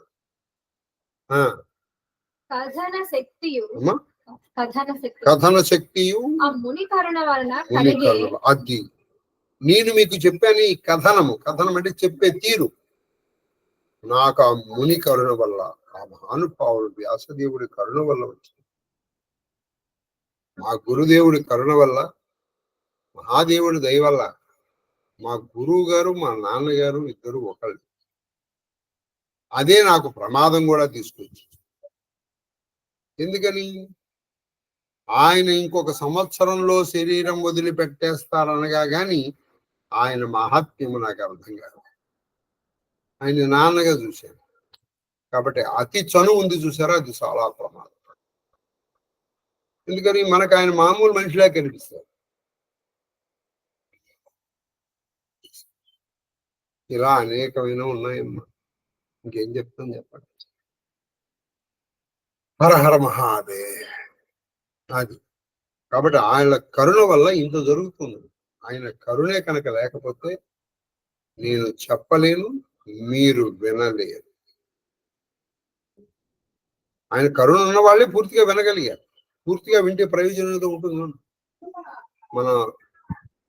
మన సభ్యుడు ఒక మంచి ప్రయత్నం అయితే చేశాడు. ఇది మనం అడక్కన్నానే చేశాడు. ఇది యూట్యూబ్ లో పెట్టి. కాబట్టి మీరు ఎప్పుడైనా వినవచ్చు. ఎందుకంటే మీరు ప్రతి అక్షరము వింటారు ఇందులో. ప్రతి అక్షరము వింటారు. మీరు పుస్తకం పెట్టుకుని అలా మీరు కూడా చదివితే అప్పుడు మీకు కూడా కొన్ని భావాలు వస్తాయి. అక్క భారతం చాలండి, భారతం పారాయణ గ్రంథం అని ఎప్పుడు చదవాలో చెప్తున్నాడు. కలిగే నాకు ఆ ముని దయ వల్లే నాకు ఈ చెప్పే కథన శక్తి వచ్చింది. అది నాకంటే నాకు ఆ సూతుడికి కూడా ఈ తెరంగున గారవించి మీరు వింటారు. నన్ను చూడండి, మీరందరూ ఎంతో దయతో నాకు విన్నారు. వినకపోతే నేను ఎవరికి చెప్పుకుంటాను? ఒక్కడు రానండి, 10 మంది రాని, పాపం వింటున్నారా లేదా? మీరంటూ వినకపోతే నేను ఎవరికి చెప్పగలను? కాబట్టి మీరు ఎంతో దయతో, నా మీద కృపతో, నా మీద వీడు పాపం చెప్పకపోతే ఎప్పుడు ఆ టీవీ పెట్టుకుని జీవితం పాడు చేసుకుంటున్నాడు ఈ పిచ్చోడు. ఎప్పుడు చూస్తే టీవీ పెట్టుకుంటాడు. ఓన్లీలే కొంతసేపు మనం విన్నట్టుంటే, కొంచెం సేపు అయినా, 1 గంట సేపు అయినా భగవన్నామం చేస్తాడు. లేకపోతే 24 గంటల్లో వీడు 16 గంటలు జగత్ సిద్ధాంత రాద్ధాంతాల మీద చేర్చి మిగతా 8 గంటలు హాయిగా దొల్లపోతులాగా పడుకుంటాడు. మరి వీడు ఎలా తరిస్తాడు అని మీరు ఆలోచించి అప్పుడు నాకు ఈ అవకాశాన్ని మీరు కల్పించారు. ఆయన కూడా అదే అంటున్నాడు, నాయనా సౌనకాది మహర్షులారా, మీరు నాకు కథ చెప్పుకునే అవకాశం ఇచ్చారయ్యా, మీరు నన్ను దీవించండి అంటున్నాడు. చూడండి, జాతి రీత్యా బ్రాహ్మణులు ఈయన్ని దీవించాలి. అందుకని ఆయన వాళ్ళ దీవెనలు అడిగారు. మీరు విన్నారు కాబట్టి నేను చెప్పుకున్నాను, మీరు వినకపోతే నేను ఎవరికి చెప్పను అన్నాడు సూతుడు. మీరు వినుచుండ చెప్పాను. అది చెప్పటి మేటి పదము, చెప్పటి యొక్క గొప్ప మార్గం నేను చూశాను ఆయన. అంటే మీ దయ పెంపు కథన చేయగో మీ అందరి దైవ మొత్తం భారతం చెప్పుకునే అదృష్టం. అలాగే ఇంత భారతం చెప్పడానికి ఇద్దరిని మనం మరిచిపోయామో మనల్ని కృతజ్ఞులు అంటారు. ముందుగా నన్ను వాళ్ళే బ్రహ్మరంధ్రం, మా శ్రీకృష్ణ. వాళ్ళు చదవబట్టి మనకు వచ్చిందండి. ఒక్కసారి వాళ్ళిద్దరికి కుదరలేదు, because of biological reasons or social reasons. మరి అప్పుడు ఎవరు ముందరకు వచ్చి మేము చదువుతామండి, మీరు ఇవాళ భారతం ఆపకండి అని ఎవరు అనలేదు. మరి అయిపోయింది. కాబట్టి సూతుడే అంత మాట. తెలిసిందా నాకు? అదేదో చెప్పినట్టు, కంటి చూపు కొరత, కంటి చూపు కొరత, కన్నది విన్నది, కంటి చూపు కొరత కన్నది వినది, అది మొదలే లేదు. తెలివి తక్కువ వారిలో ప్రథముడ నేను, అట్టి నాచే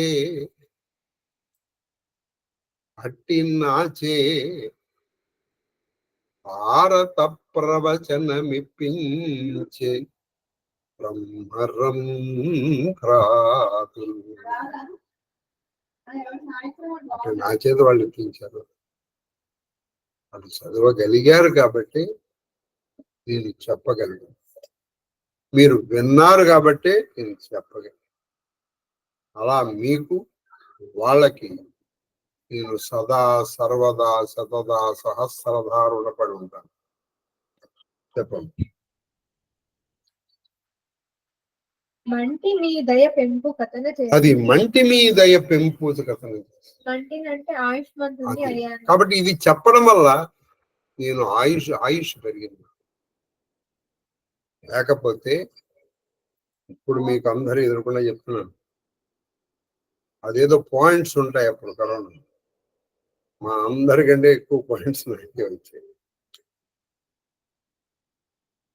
ఆ సమయంలో కూడా మమ్మల్ని, మా మొత్తం కుటుంబాన్ని ప్రతిరోజు పొద్దున సాయంకాలం, పొద్దున మధ్యాహ్నం మా వదిన పంపించిన పోషకమైనటువంటి పదార్థాలు మమ్మల్ని బతికించాయి. ఆ సమయంలో కూడా మా ఇంటికి భయపడకుండా వచ్చి ఇంతే డిస్టెన్స్ లో కూర్చుంది మా తల్లి జయలక్ష్మి గారు. రోజు సాయంకాలం పూట ఏదైనా తీసుకొచ్చి తింటాను. అమ్మ కొంచెం దూరంగా ఉండండి అంటే ఏం పర్వాలేదు, వచ్చిందా మీతో పాటు ఉండిపోతాను హాయ్ కానీ నేను కదా. అప్పటికి ఆవిడకి వచ్చి తగ్గింది, ఎప్పుడు లేదు, కొత్తలో బాబు దూరంగా ఉండండి, ఈ భువనలేగులు గారు 2 సార్లు మీతో పాటు ఉండిపోతాను, అంతకంటే అదృష్టం ఏందని ఆవిడ పెట్టిన తిండి. అలాగే ఒక రోజున మహాలక్ష్మి గారు పెట్టారు తిండి, నేను ఎప్పుడు మర్చిపోయాను. ఎందుకంటే మనం ఎవరి వల్ల అయినా కొంత ఉపకారం పొందితే ఒక జీవిత కాలం గుర్తుపెట్టుకోవాలి. కాబట్టి ఆయుష్మంతుడనయ్యానైనా మీ దయ వల్ల నేను అన్నాడు. ఎందుకంటే నేను చెప్పుకోగలిగాను. అని పలికి వెండి. ఇప్పుడు సూతుడు చెప్పుకుంటున్నాడు జోన కథలతో. ఫలశ్రుతికి వచ్చేసామండి. భారతం వినటం వల్ల ప్రయోజనము. మహాదేవ్ పేపర్తో ఆఖరి ప్రవచనం కందపద్యం. అలఘుమతులారా అంటే తక్కువ మతి కాని అంటే పెద్ద మనస్సు కలిగినటువంటి ఓ శ్రోతలారా అని సూతుడు చౌనకాదులు చెప్పాడు. నేను మీతో చెప్తున్నాను, మీ తెలివి ఏమన్నా తక్కువ? మీరు ఒక్కొక్కళ్ళు వ్యాసపరాశరుడికి తక్కువ కాని వాడు. అది పర్వంబుల ఈ ఇతిహాస రత్నము. మళ్ళీ ఆయన పాడాడుతున్నాడు, ఇతిహాసాల్లో అన్నిటికల్లా ఇది శ్రేష్ఠ. అంటే పర్వములు కలిగినటువంటి 18 పర్వాలు కలిగినటువంటి ఈ ఇతిహాస రత్నం అన్నిటికంటే రత్నమును వినినా నువ్వు విన్నావు అనుకో, అఘములు పాయు, పాపములు పోతాయి. 2 నాకలోకముల కలుగు అంటే మీకు స్వర్గ సౌఖ్యాలు కలుగుతాయి. అయిపోయింది. కాబట్టి ఎంతకంటే మాకు కావాలి. ఏ పూజ చేసినా ఇందుకోసమే కదండి, పాపాలు పోవాలి, పుణ్యం రావాలి. అది వచ్చేసి సిద్ధించు చివరికి ముక్తి కాంక్షిత అయిన. నీకు ముక్తి కావాలనుకో, ముక్తి కూడా వచ్చేస్తున్నాం. ఇది మీరు శ్రద్ధగా వింటే నిజంగా ఇప్పుడు మీరు ఖచ్చితంగా ఇది ఆ యూట్యూబ్ లో పెట్టినందుకు ఆయన కృతజ్ఞతాబద్ధులే ఉండాలి. ఎందుకంటే ఇప్పుడు నాకు కానీ ఇంత పవిత్రమైన స్థలంలో చెప్తున్నాను, నాకు కంటి చూపు తక్కువ. నేను ఎప్పుడు పెద్ద భయపడలేదు, బాధపడలేదు, బెంగపడలేదు. కానీ అప్పుడప్పుడు అనిపించింది, ఆ కొరత తెలియకుండా చదివారండి వాళ్ళు. నేనే ఒక్కొక్కసారి వాళ్ళ పట్ల పరుషంగా మాట్లాడకూడదు కదా. అయినా వాళ్ళు పాపం మనసులో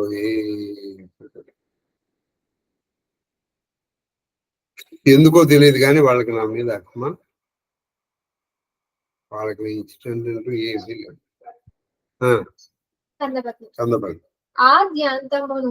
ఇంకా చెప్తున్నారు కందపద్యం. ఆద్యాంతము అంటే మొదటి నుంచి చివరి వరకు. ఈ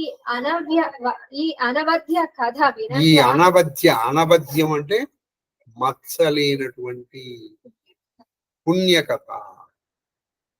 ఈ కన్యకథను ఆద్యాంతము వినాలి. అంటే మొదటి నుంచి చివరి వరకు వింటే విన్న వారికి చూసిన వారికి, అంటే అప్పటికే ఇది దృశ్య కావ్యంగా కూడా చేయొచ్చు. వినంగా కనిన వారికి అంటే విన్నవారికి అని. పాయును సద్యంబు అది బ్రహ్మహత్యా పాయును సద్యం అంటే వెంటనే పోతుంది. ఇది నువ్వు ఆద్యాంతము వింటే పాయును ఏమిటి?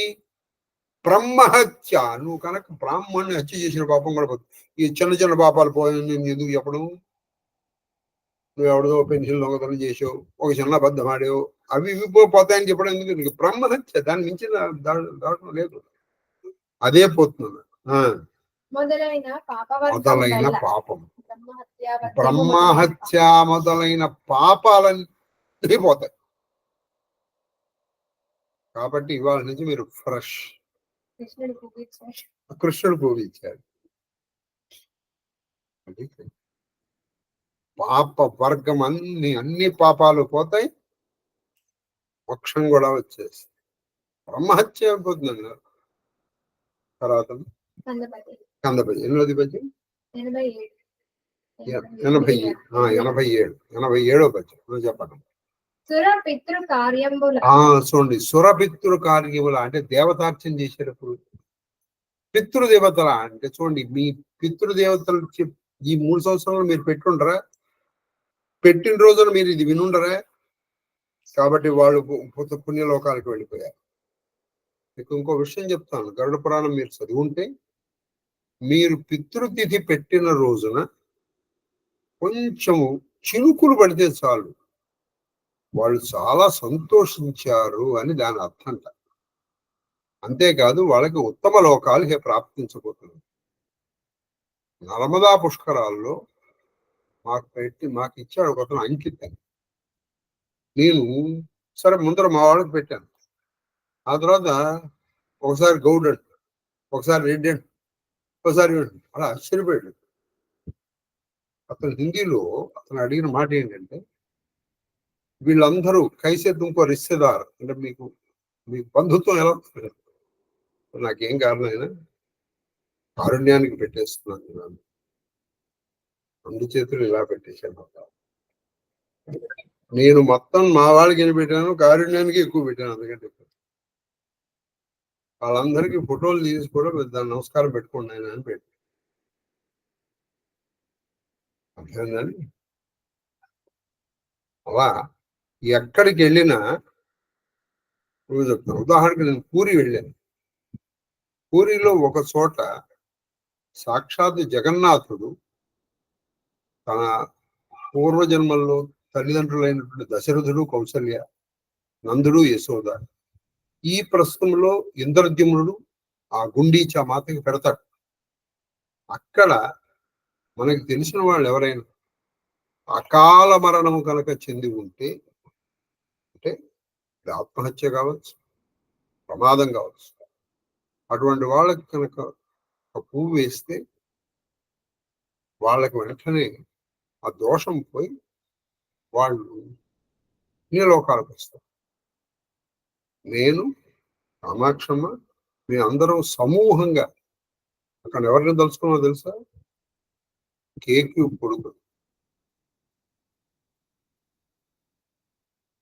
కొడుకుని తెలుసుకున్నాను. ఏదో అయిపోయింది, ఎలాగో ఆయన తీసుకురాలి, అక్కడ మంచిగా ఉండాలి అనుకుని స్టార్ట్ అయ్యి.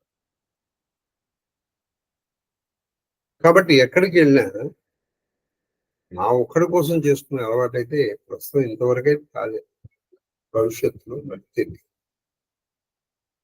కాబట్టి ఇక్కడ సురపితృ కార్యములప్పుడు కనుక ఈ భారతం చదివిన, విన్న, వినిపించిన చెప్పుడు సురపితృ కార్యంబుల భూసురులకు దీని వినిపించిన, ముఖ్యంగా బ్రాహ్మణులు వాళ్ళు భోజనం చేసినప్పుడు నువ్వు భారతం ఘట్టం తీసుకుని వాళ్ళకి చదువుతూ వినిపించు, వాళ్ళు సంతోషిస్తారు. వినిపించు సుకృతాత్ముడు. అలా వినిపించేవాడు సుకృతాత్ముడు అంటే పుణ్యాత్ముడు. తత్కరణ ఫలంబుల ఆ పని చేయడం వల్ల అధిక స్ఫురితంబుగా తత్కరణ. అక్కడ స్ఫురణము అంటే ఏమిటి? తత్కరణ స్ఫురితం అంటే చాలా ప్రకాశవంతుడైపోతాడు. ఆ కార్యాలు చేసిన ఫలితాన్ని చక్కగా పొందుతాడు. అంటే పితృదేవతలు ఎందుకు చేస్తున్నారు? వాళ్ళు తృప్తి పడాలి, వాళ్ళు తృప్తి పడాలి. నువ్వు కూడా అఖండ విద్యాశాలు అయిపోతావు. ఇవాళకి ఆఖరి పద్యం చెప్పండి. మానసముల ఇంద్రియముల అది మానసముల ఇంద్రియముల ఏనియు చేయంగబడిన అది మానసముల ఇంద్రియముల ఏనియు చేయంగబడిన ఏన పుంజంబు ఏన పుంజము. ఏన అంటే పాపం, పుంజము అంటే సమూహం. మనం పాపము రెండు రకాలుగా చేస్తాం. ఇంద్రియములతో చేస్తాం. ఇంద్రియములు అంటే చేతులు, కాళ్ళు, కళ్ళు, చెవు, ముక్కు వీటితో చేస్తాం. రెండు మానసికంగా చేస్తాం. ఈ రెండు పాపాలు కూడా, పాపాల సమూహము కూడా ఈ నిర్మల ఇతిహాసము, నిర్మలము మాలిన్యము లేనటువంటి పరమ శోభాయమైనటువంటి ఇతిహాసము వీణుల ఒక్కింత చిలుక అంటే వీణుల్లో కొంచెం దాన్ని చిలుక అంటే నువ్వు మొత్తం ఆద్యంతము విన్నా లేకపోయినా అప్పుడప్పుడు విన్నా నువ్వు మానసికంగాను శారీరకంగాను చేసిన పాపాలు పోతాయి. విరియు సకలము పాపాలని. ఇది నువ్వు మానసికంగా చేసిన పాపాలు, శరీరంతో చేసిన పాపాలు కూడా రెండు పోతాయి. ఏది నువ్వు ఆద్యంతం అంటే బ్రహ్మహత్యా దోషాలు కూడా పోతాయి. ఆద్యంతము ఇది కొంచెం వీణుల చిలికిన అన్నారు. చిలికిన అంటే ఇలా స్ప్రింకిల్ అంటే మనం విన్న పద్ధతిలో అన్నమాట. ఇది ఈ పని చేసుకోవడం, వింటూ ఉంటాం, ఆ పని చేసుకోవడం, చూడడం, ఆలోచన రెండు కూర్చోవడం, ఇది వింటూ ఉంటాం అలా. కాబట్టి మీరు మానసికంగాను శారీరకంగాను పాపాలు చేసి ఉంటే అవి పోతాయి. పోయాయి కూడా పోతాయండి. అయిపోయింది. భారతం అయిపోయింది. రేపటితో భారతమునకు స్వస్తి. చెప్పండి.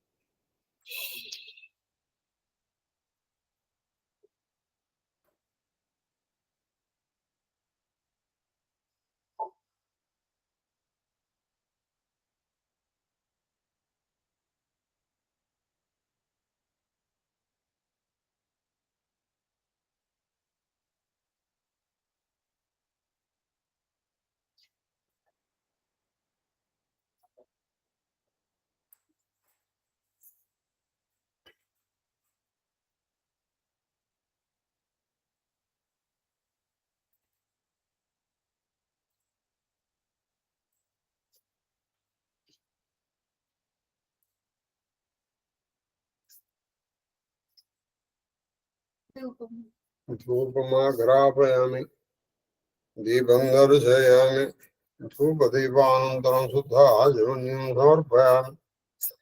నైవేద్యం ఓం భూర్భువస్సువః తత్సవితుర్వరేణ్యం భర్గో దేవస్య ధీమహి ఓం సర్వచైతన్యరూపాంతమాద్యం మే బుద్ధిం యాః ప్రచోదయాత్.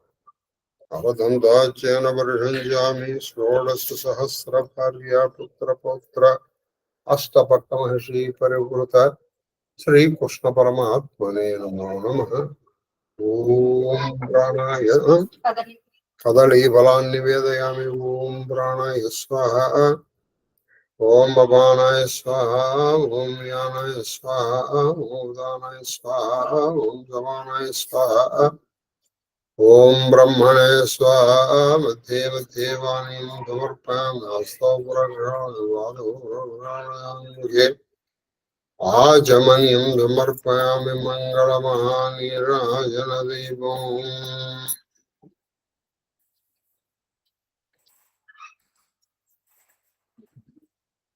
శ్రీకృష్ణ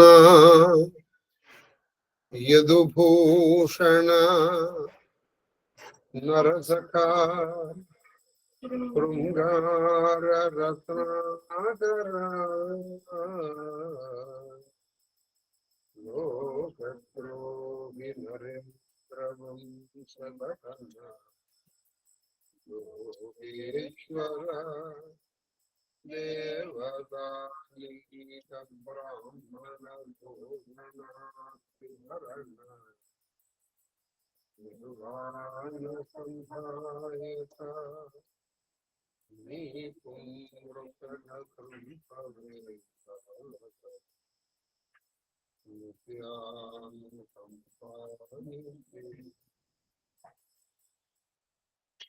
ఆనంద మంగళ కర్పూర నీరాజన దీపందర్యామి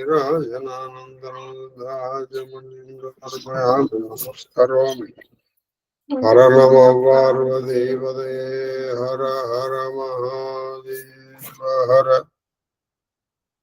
వజ్రం వాపమహీభృతాం భవగదోద్వేగస్య సిద్ధౌషధం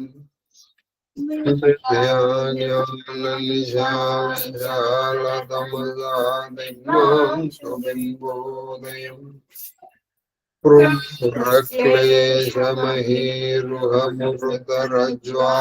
పురక్లేశమహీరుహమృతరజ్వాలాజటాలం శిఖే ద్వారం నిర్వృతిః సద్మనో విజయతే కృష్ణేతి వర్ణద్వయం విజయామి స్వస్తి ప్రజాభ్యః పరిపాలయంతాం న్యాయేన మార్గేణ మహిం మహిషాః గోబ్రాహ్మణేభ్యः శుభమస్తు నిత్యం లోకాः సమస్తాः సుఖినో భవంతు కాలే వర్షతు పర్జన్య పృథివీ సస్యశాలినీ దేశోऽयं క్షోభరహితో బ్రాహ్మణాः సంతు నిర్భయాः అపుత్రాः పుత్రిణः సంతు పుత్రిణः సంతు పౌత్రిణः సదాः సంతు జీవేమ మాం సహ కుటుంబం సశివ పరివారం రక్షन्तు సర్వే జనాः రక్షन्तు సర్వ శివ పరివారస్య ధర్మబద్ధమనోరథఫలసిద్ధిరస్తు కరోనా నివారణమస్తు ధర్మస్య విజయోస్తు సర్వం శ్రీకృష్ణచరణానందార్పణమస్తు గురవే కుసుమాంజలి మహాదేవ మహాదేవ మహాదేవ మహాదేవ్ మహాదేవ్ మాస్టర్ మహాదేవ్ మహాదేవ్ మహాదేవ్ శాస్త్రి గారు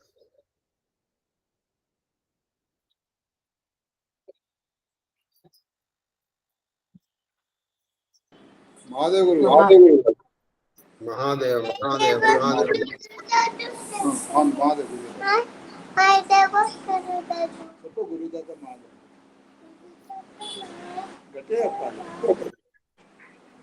మహాదేవ్ తల్లి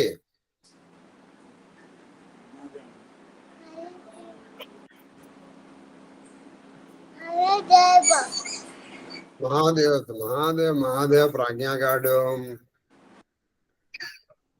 మహాదేవ్ గురు గారు మహాదేవ్ మహాదేవ్ మహాదేవ్ నాయన రవిచంద్ర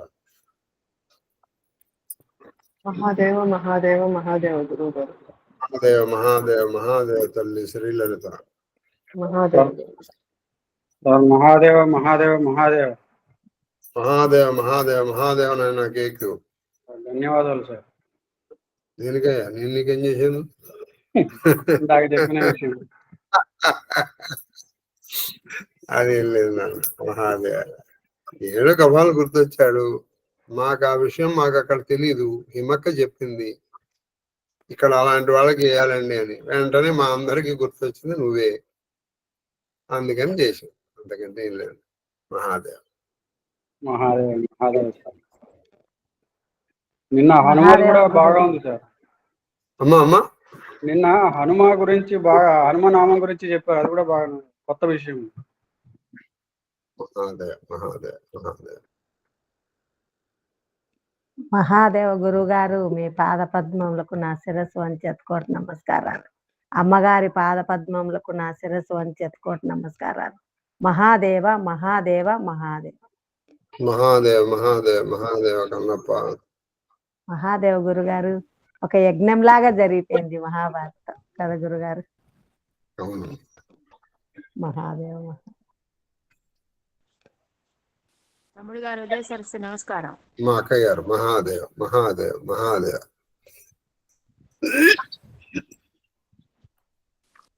మాస్టర్ గారు నమస్కారం. మహాదేవ మహాదేవ మహాదేవ. మహాదేవ్ మహాదేవ్ మహాదేవ్ తల్లి జయలక్ష్మి గారు. మాస్టర్ గారు మహాదేవ, ఒక్క విషయం, భారతాన్ని మీరు చెప్పిన దాని గురించి మాట్లాడే అర్హత నాకు లేదు, కానీ ఎంతో కష్టపడి చదివిన వాళ్ళిద్దరికి మాత్రం విన్న మా అందరి తరఫున కృతజ్ఞతలు మాస్టర్ గారు. కడు మాట చెప్పారమ్మా. జయలక్ష్మి గారు అంటే జయలక్ష్మి గారు అనిపించుకున్నారు. ఎందుకంటే నాకంటే కూడా నాతో సహా మనందరము కృతజ్ఞతాబద్ధులమై ఉండవలసింది వాళ్ళిద్దరికి. వాళ్ళ కులముతో గాని, వాళ్ళ వయసుతో గాని, వాళ్ళ దీంతో గాని. జాతిన పూచో సాధుకి పూచలిజియే జ్ఞాన్ మూలు కరో తలవారు కా పడా రహనా అదోమ్య. నిర్ద్వంద్వంగా ఒప్పుకోవాలంటే వాళ్ళంటూ లేకపోతే భారతం చెప్పగలిగినా నేను చెప్పను. ఎందుకంటే కంటి చూపు కొరత. ఎవరికి చెప్పడం అయిపోయింది. దాని గురించి నాకు ఇప్పుడు బెంగేం లేదు. నేను వయసులో ఉన్నప్పుడే దాని గురించి బెంగపడలేదు. ఇప్పుడు 60 దాకా దగ్గరకు వచ్చేస్తున్నప్పుడు ఇప్పుడు నేను దాని గురించి ఎందుకు బెంగపడతాను? నాకు దాని గురించి బెంగ అంటే ఇప్పుడు నేను నా పద్ధతిలో నేను నేర్చుకోవాల్సిన నేర్చుకున్నాను. వినే నేర్చుకున్నాను. అది సరే.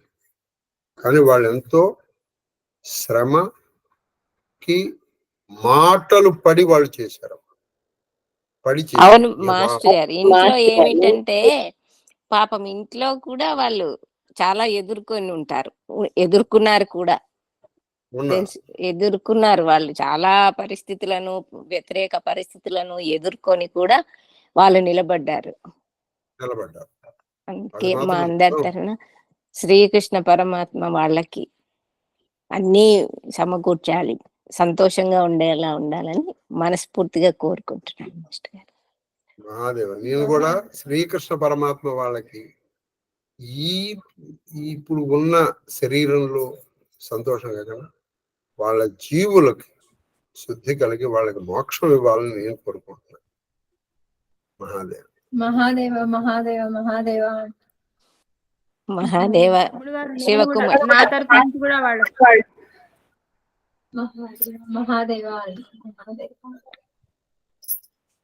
తమ్ముడు గారు నా తరపు నుంచి కూడా వాళ్ళకి శుభాశీస్సులు ఎప్పుడు కలగాలని.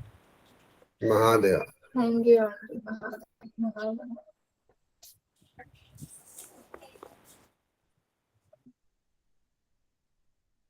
మహాదేవ గురుగారు. మహాదేవ మహాదేవ మహాదేవ హిమక్క.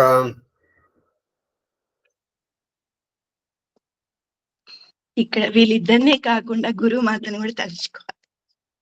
ఆమెకు కూడా మాకు ధన్యవాదాలు. సమయానికి అన్ని సమకూర్చింది. మీకు దగ్గు మందులు ఇవ్వడం అవన్నీ చూస్తూ ఉంటాము. అది కాకుండా గురుగారు మహాభారతమే చెప్పారని అనుకోకూడదు. ఈ మహాభారతం చెప్పేటప్పుడు ముందు కొన్ని మీవి స్వంతంగా చెప్పుకున్న వాక్యాలు చాలా గుర్తుండిపోతాయి. అండర్లైన్ లైఫ్ టైం చేసుకునేటివి కొన్ని బ్రీఫ్ గా చెప్పారు. అవి నాకు మనసుకు బాగా అంటుకుంది. అందులో చిత్తశాంతి కోసము లోకనీతి, ధర్మప్రీతి, దైవభీతి, ఈ 3 కావాలి. ఈ 3 మీదనే ఈ మహాభారతం ఆధారపడింది.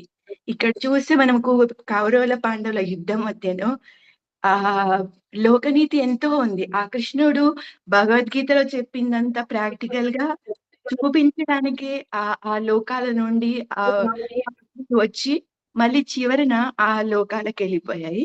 ఈ లోపులో ఇంత లోకనీతి, ఇంత ధర్మ నీతి, ప్రీతి, ఆ ధర్మం పట్ల మనకు ప్రీతి ఉండాలి. అంటే ఊరికే నేను చెప్పాను కదా, మా మామగారు నాకు పుస్తకాలు గిఫ్ట్ ఇచ్చేవారు. అందులో ఊరికే చిన్నవి, అవి ఒక 100 పేజీలు కూడా ఉండకపోయేది. అది చదివినప్పుడు అంతగా అర్థం కాలేదు. ఈ మహాభారతాన్ని వింటేనే అది ఏంటన్నది డీప్ గా చిన్న చిన్న సెంటెన్స్ కూడా ఆ డీప్ మీనింగ్ తెలుస్తుంది. అలాగే దైవభీతి, ఇక్కడ భీష్ముడే పెద్ద ఎగ్జాంపుల్. పాండవులే కాకుండా ఆ దైవభీతి చూపించిన పాత్ర భీష్ముడు. ఇదొక ఇప్పుడు కన్నప్ప ఇదొక యజ్ఞం లాగా అయిపోయింది. నిజంగానే ఆ భీష్ముడు ఎంత తపస్సుగా ఆ కృష్ణుని చూపించాడు మనకందరికి. ఇలా అనేసి పాండవుల ద్వారా కౌరవులు ఒక పక్కకు మన చెడు బుద్ధులనే చూపించుకుంటూ కౌరవులు, మన ఆదర్శాలు ఎలా ఉండాలి అని కౌరవులు చూపించుకుంటూ భీష్ముడు చూపించాడు ఆ కృష్ణుని. మొత్తం ఇందులో మహాభారతంలో చాలా సార్లు మన విష్ణు విశ్వరూపాన్ని చూడడం జరిగింది. అందులో తత్వం చెప్పడం జరిగింది. స్తుతులు ఎన్నో వచ్చాయి కూడా. నాకు విష్ణు స్తవం ఎక్కువ ఇష్టం. అలాగే సనత్సుజాతీయం ఎంతో డీప్‌గా చెప్పారు. ఇలా ఇవన్నీ కాకుండా ఆ సందర్భాల్లో ఈవెన్ ఆఖరికి తెలుగు వ్యాకరణం కూడా విశ్లేషంగా 2, 3 పడింది. వ్యాకరణాన్ని కూడా వదలలేదు. అలాగే చిన్న ఆ సందర్భాల్లో నేను సినిమాలు చూడను, కానీ ఆ సినిమాల గురించి ఆ పేరు చూడాలి అని కూడా మీకు చెప్పారు. చూడని సినిమా రహస్యం కూడా నేను చూశాను. అందులో అంటే రహస్యము ఆ సినిమాలు కూడా మీరు వదలలేదు, వ్యాకరణం వదలలేదు, సైకాలజీ ఇవన్నీ వస్తాయి. అది కాకుండా జియోగ్రఫీ కూడా ఎంతో డీటెయిల్‌గా చెప్పారు. అలాగే ఇందులో నాకు సైన్స్‌కు అన్వయించుకుంటూ చూస్తే చాలా ఎంతో సైన్స్‌లో సింపుల్‌గా చెప్పబడింది ఇందులో కథ. మామూలుగా బీఎడ్ చేసిన వాళ్ళకి టీచర్స్‌ని వాళ్ళు స్కూల్‌లో మోటివేషన్ తీసుకురమ్మండి. మోటివేషన్‌కి ఏవో చెప్తుంటారు. ఎందుకంటే ఈ మహాభారతంలో ఈ కథలు ఏవైనా చెప్పి అప్పుడు ఆ లెసన్ స్టార్ట్ చేస్తే అయిపోతుంది. అగ్ని గురించి చెప్పాలి, కాంతి గురించి చెప్పాలి. ఇందులో మనకి చాలా మంచి కథలున్నాయి. ఎక్కడ అగ్ని దాగి ఉంది, అగ్నిలో ఉండే రేడియేషన్, విబ్జిఆర్ కూడా ఇందులో. ఆ కథలు చెప్పేస్తే మన పురాణం చెప్పుకున్నట్టు అవుతుంది. వాళ్ళకొక పిల్లలకి దారి చూపినట్టు అవుతుంది. భవిష్యత్తు లైఫ్ డెస్టినేషన్ అనేది తెలిసిపోతుంది. గోల్స్ తెలిసిపోతాయి వాళ్ళకి. అలాగే ఆ లెసన్ చెప్పడం అవుతుంది. అసలు మోటివేషన్‌కి వేరే అక్కర్లేదు. ఇదే కథలు చెప్పుకోవచ్చు. అలాగే ఒకసారి అన్నిటికంటే నాకు బాగా నచ్చింది, ఒకసారి నేను అడిగాను, పాండవుల్లో 7 అక్షౌహిణులు ఎందుకు? కౌరవుల్లో 11 అక్షౌహిణులు ఎందుకు? అన్నప్పుడు మీరు దాన్ని చెప్పేసి ఆ ఇంద్రియాలు, మనసు ఇలా అమ్మ ఇవి ఇక్కడ దేవుడితో సమానం వీళ్ళు, ఆ ఆదర్శం చూపించుకుంటూ వీళ్ళు, ప్లస్ ఈ మహాభారతాన్ని శ్రీచక్రముతో పోల్చి చెప్పారు. ఇది శ్రీచక్రం అని చెప్పారు. మహాభారతం శ్రీచక్రం. ఇది నాకు చాలా చాలా నచ్చిన విషయం. మీకు ఇది ప్రస్తుతం ఉన్న ప్రవచనకర్తలు ఎంతో బాగా చెప్తారని వాళ్ళంతా నేను చెప్పలేదు అన్నారు. కానీ నేను బహుశా వాళ్ళది ఎవరిది వినలేదు. ఈ పాయింట్ వాళ్ళు కవర్ చేసి ఉండరు. ఇంకా ప్రతి పాత్రని అభినయం చేసుకుంటూ మాకు ఆ ద్రోణాచార్యుడు ఎలా ఉంటాడో తెలియదు, కానీ మీ ముఖంలో చూసాం. భాగవతం అప్పుడైనా సరే, మహాభారతం చెప్పినప్పుడు ఇదంతా ఒక 3-4 సంవత్సరాలు నడిచిపోయింది అలాగా. ఆ పాత్రలు చూసుకుంటూ అభినయం చేసుకుంటూ అయితే ఏ ప్రవచనకర్త చెప్పలేదు ఖచ్చితంగా. ఇంత విశ్లేషించి చెప్పడం, అర్థం టు అర్థం, ఇంత వొకాబులరీ, పదాలకి డిఫరెన్స్ తెలిసిపోతుంది ఇప్పుడు. ఊరికే జీవించడం అంటే ఏంటి, బతకడం అంటే ఏంటి, అది అలా చిన్న చిన్న సిమిలర్ వర్డ్స్ ఉన్నాయి. అలా ఏంటన్నది మనకు మహాభారతం నుండే అర్థాల మీనింగ్ కూడా తెలుసుకోవచ్చు. వ్యాకరణమే కాక అర్థాల మీనింగ్, సెంటెన్స్ కి ఇది మన జీవితంలో ఎలా ఉండాలి. మెయిన్ గా స్త్రీలకు కావాల్సిన ధర్మం. ఇంకొకటి ఏంటంటే, ముందు కృష్ణుడు ఇది భారత వంశం ఇలా ఉండాలి. భారత వంశంలో ఒక 7 పాయింట్లు మనం చూపించడానికి, శాంతి, ఓర్పు, ధర్మానికి, లేకపోతే వాళ్ళు బంధాల్లో ఉండే ఒక అనుభూతి, ప్రతిదీ కనిపించేది గాఢంగా ఒక భారత వంశంలోనే. ఎక్కడ ప్రపంచంలో ఎక్కడ కనపడదు.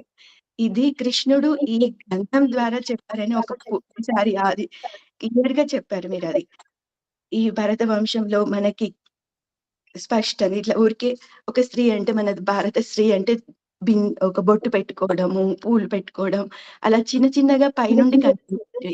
సూక్ష్మంగా వాళ్ళు ఎలా ఉండాలి, కూతురిగా ఎలా పెరగాలి, మెయిన్ గా కూతురిగా ఎలా ఉన్నా సరిపోతుంది, కానీ ఎక్కువ జీవితము కోడలుగానే నడుస్తుంది.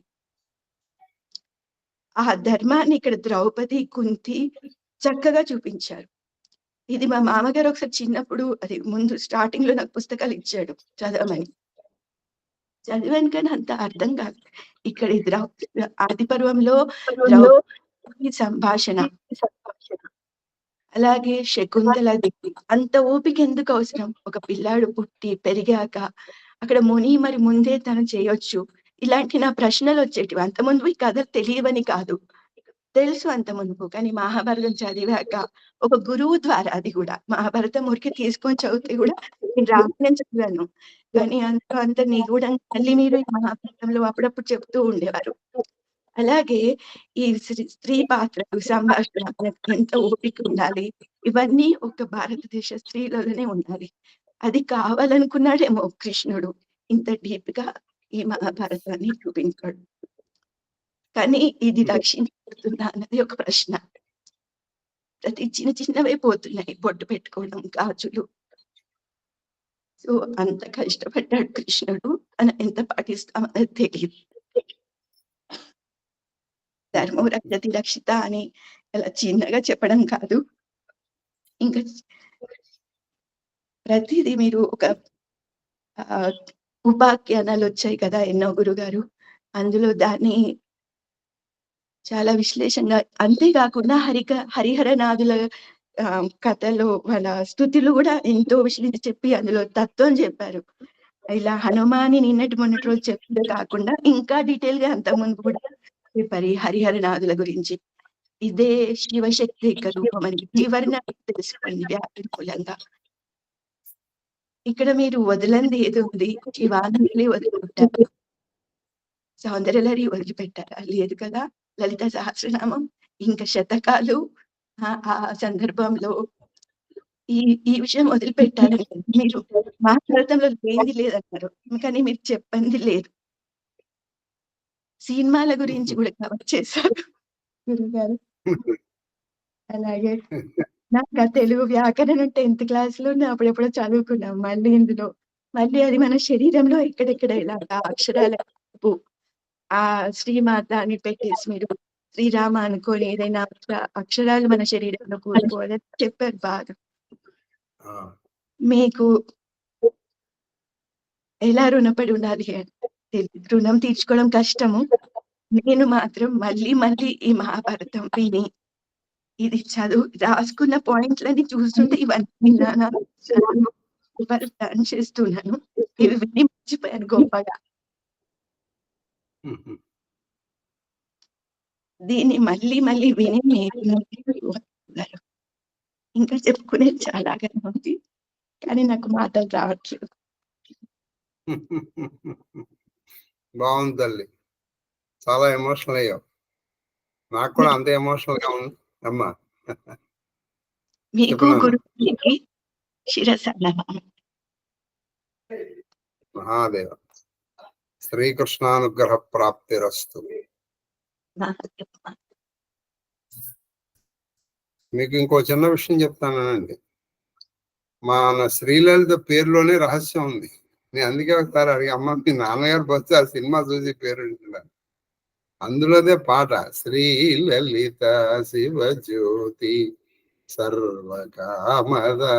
ఇవాళ కూడా మనం మంగళహారతి అది పాడతారు, కానీ అది ఎందుకు తినవాలో వాళ్ళకి తెలియదు. ఎందుకంటే శ్రీ లలిత అని పెట్టచ్చు, పోనీ శ్రీ లలిత అని పెట్టారంటే బహుశా వాళ్ళ నాన్నగారు ఆ సినిమా చూసి ఉండాలి. చూసిన తర్వాత ఈవిడికి ఈ పేరు పెట్టి ఉండాలి. అదీ కాక మీకు ఇంకో విషయం చెప్తాను. మీరు శ్రీ రహస్యం సినిమా చూడండి, అది మొత్తం చక్రార్చన, మొత్తం శ్రీ చక్రార్చన, శ్రీ విద్యోపాసన రహస్యం అంతా. శ్రీ విద్యోపాసన అందులో మొత్తం తత్వం, అనేక తత్వాలు ఉన్నాయి. అసలు ఆ రహస్యం మీద మనం పెద్ద వ్యాఖ్యానం చేయొచ్చు. అందులో ఇది ఉంటుంది, ఈ జన్మ సరిపోదు గురుడా, ఇంకొక జన్మ మెత్తగా తప్పదుర నరుడా, ఈ జన్మ సరిపోదు గురుడా అని తత్వంతో ఉన్న 2 పాటలు ఉన్నాయి. అసలు ఏమి పైగా ఆ శ్రీ చక్రార్చన ఈశ్వరులతో మంచి శ్రీ విద్యోపాసన చాలా బాగుంటుంది. మరి ఎప్పుడైనా ఇంకా చూడండి. అందులో యక్షగానం ఉంది. అయితే ఇప్పుడు ప్రస్తుతం మనకు వస్తున్నటువంటి యూట్యూబ్ లో ఉన్న దాంట్లో యక్షగానం లేదు. యక్షగానం అంటే గిరిజా కళ్యాణం, అది లేదు. మిగతా సినిమా అంతా ఉంది. అది బాగుంది. మహాదేవతలు బాగుంది గురుగారు. అందులో ప్రతి పాత్ర కూడా ఒక సందేశాన్ని ఇస్తుంది. అతను అవునమ్మా.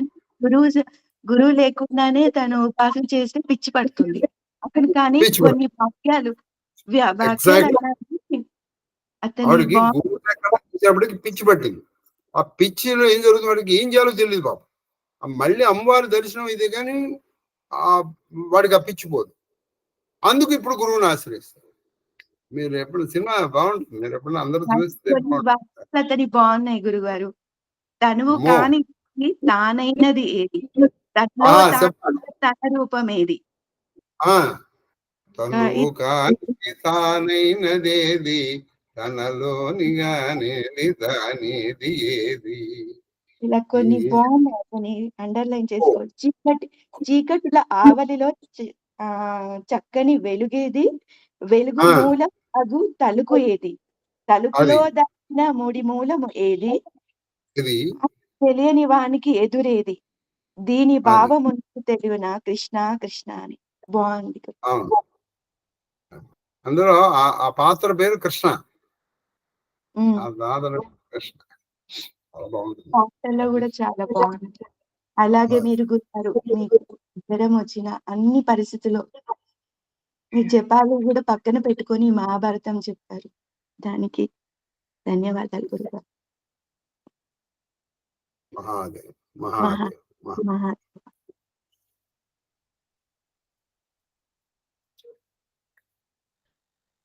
ఇది ఆఫ్ చేస్తా.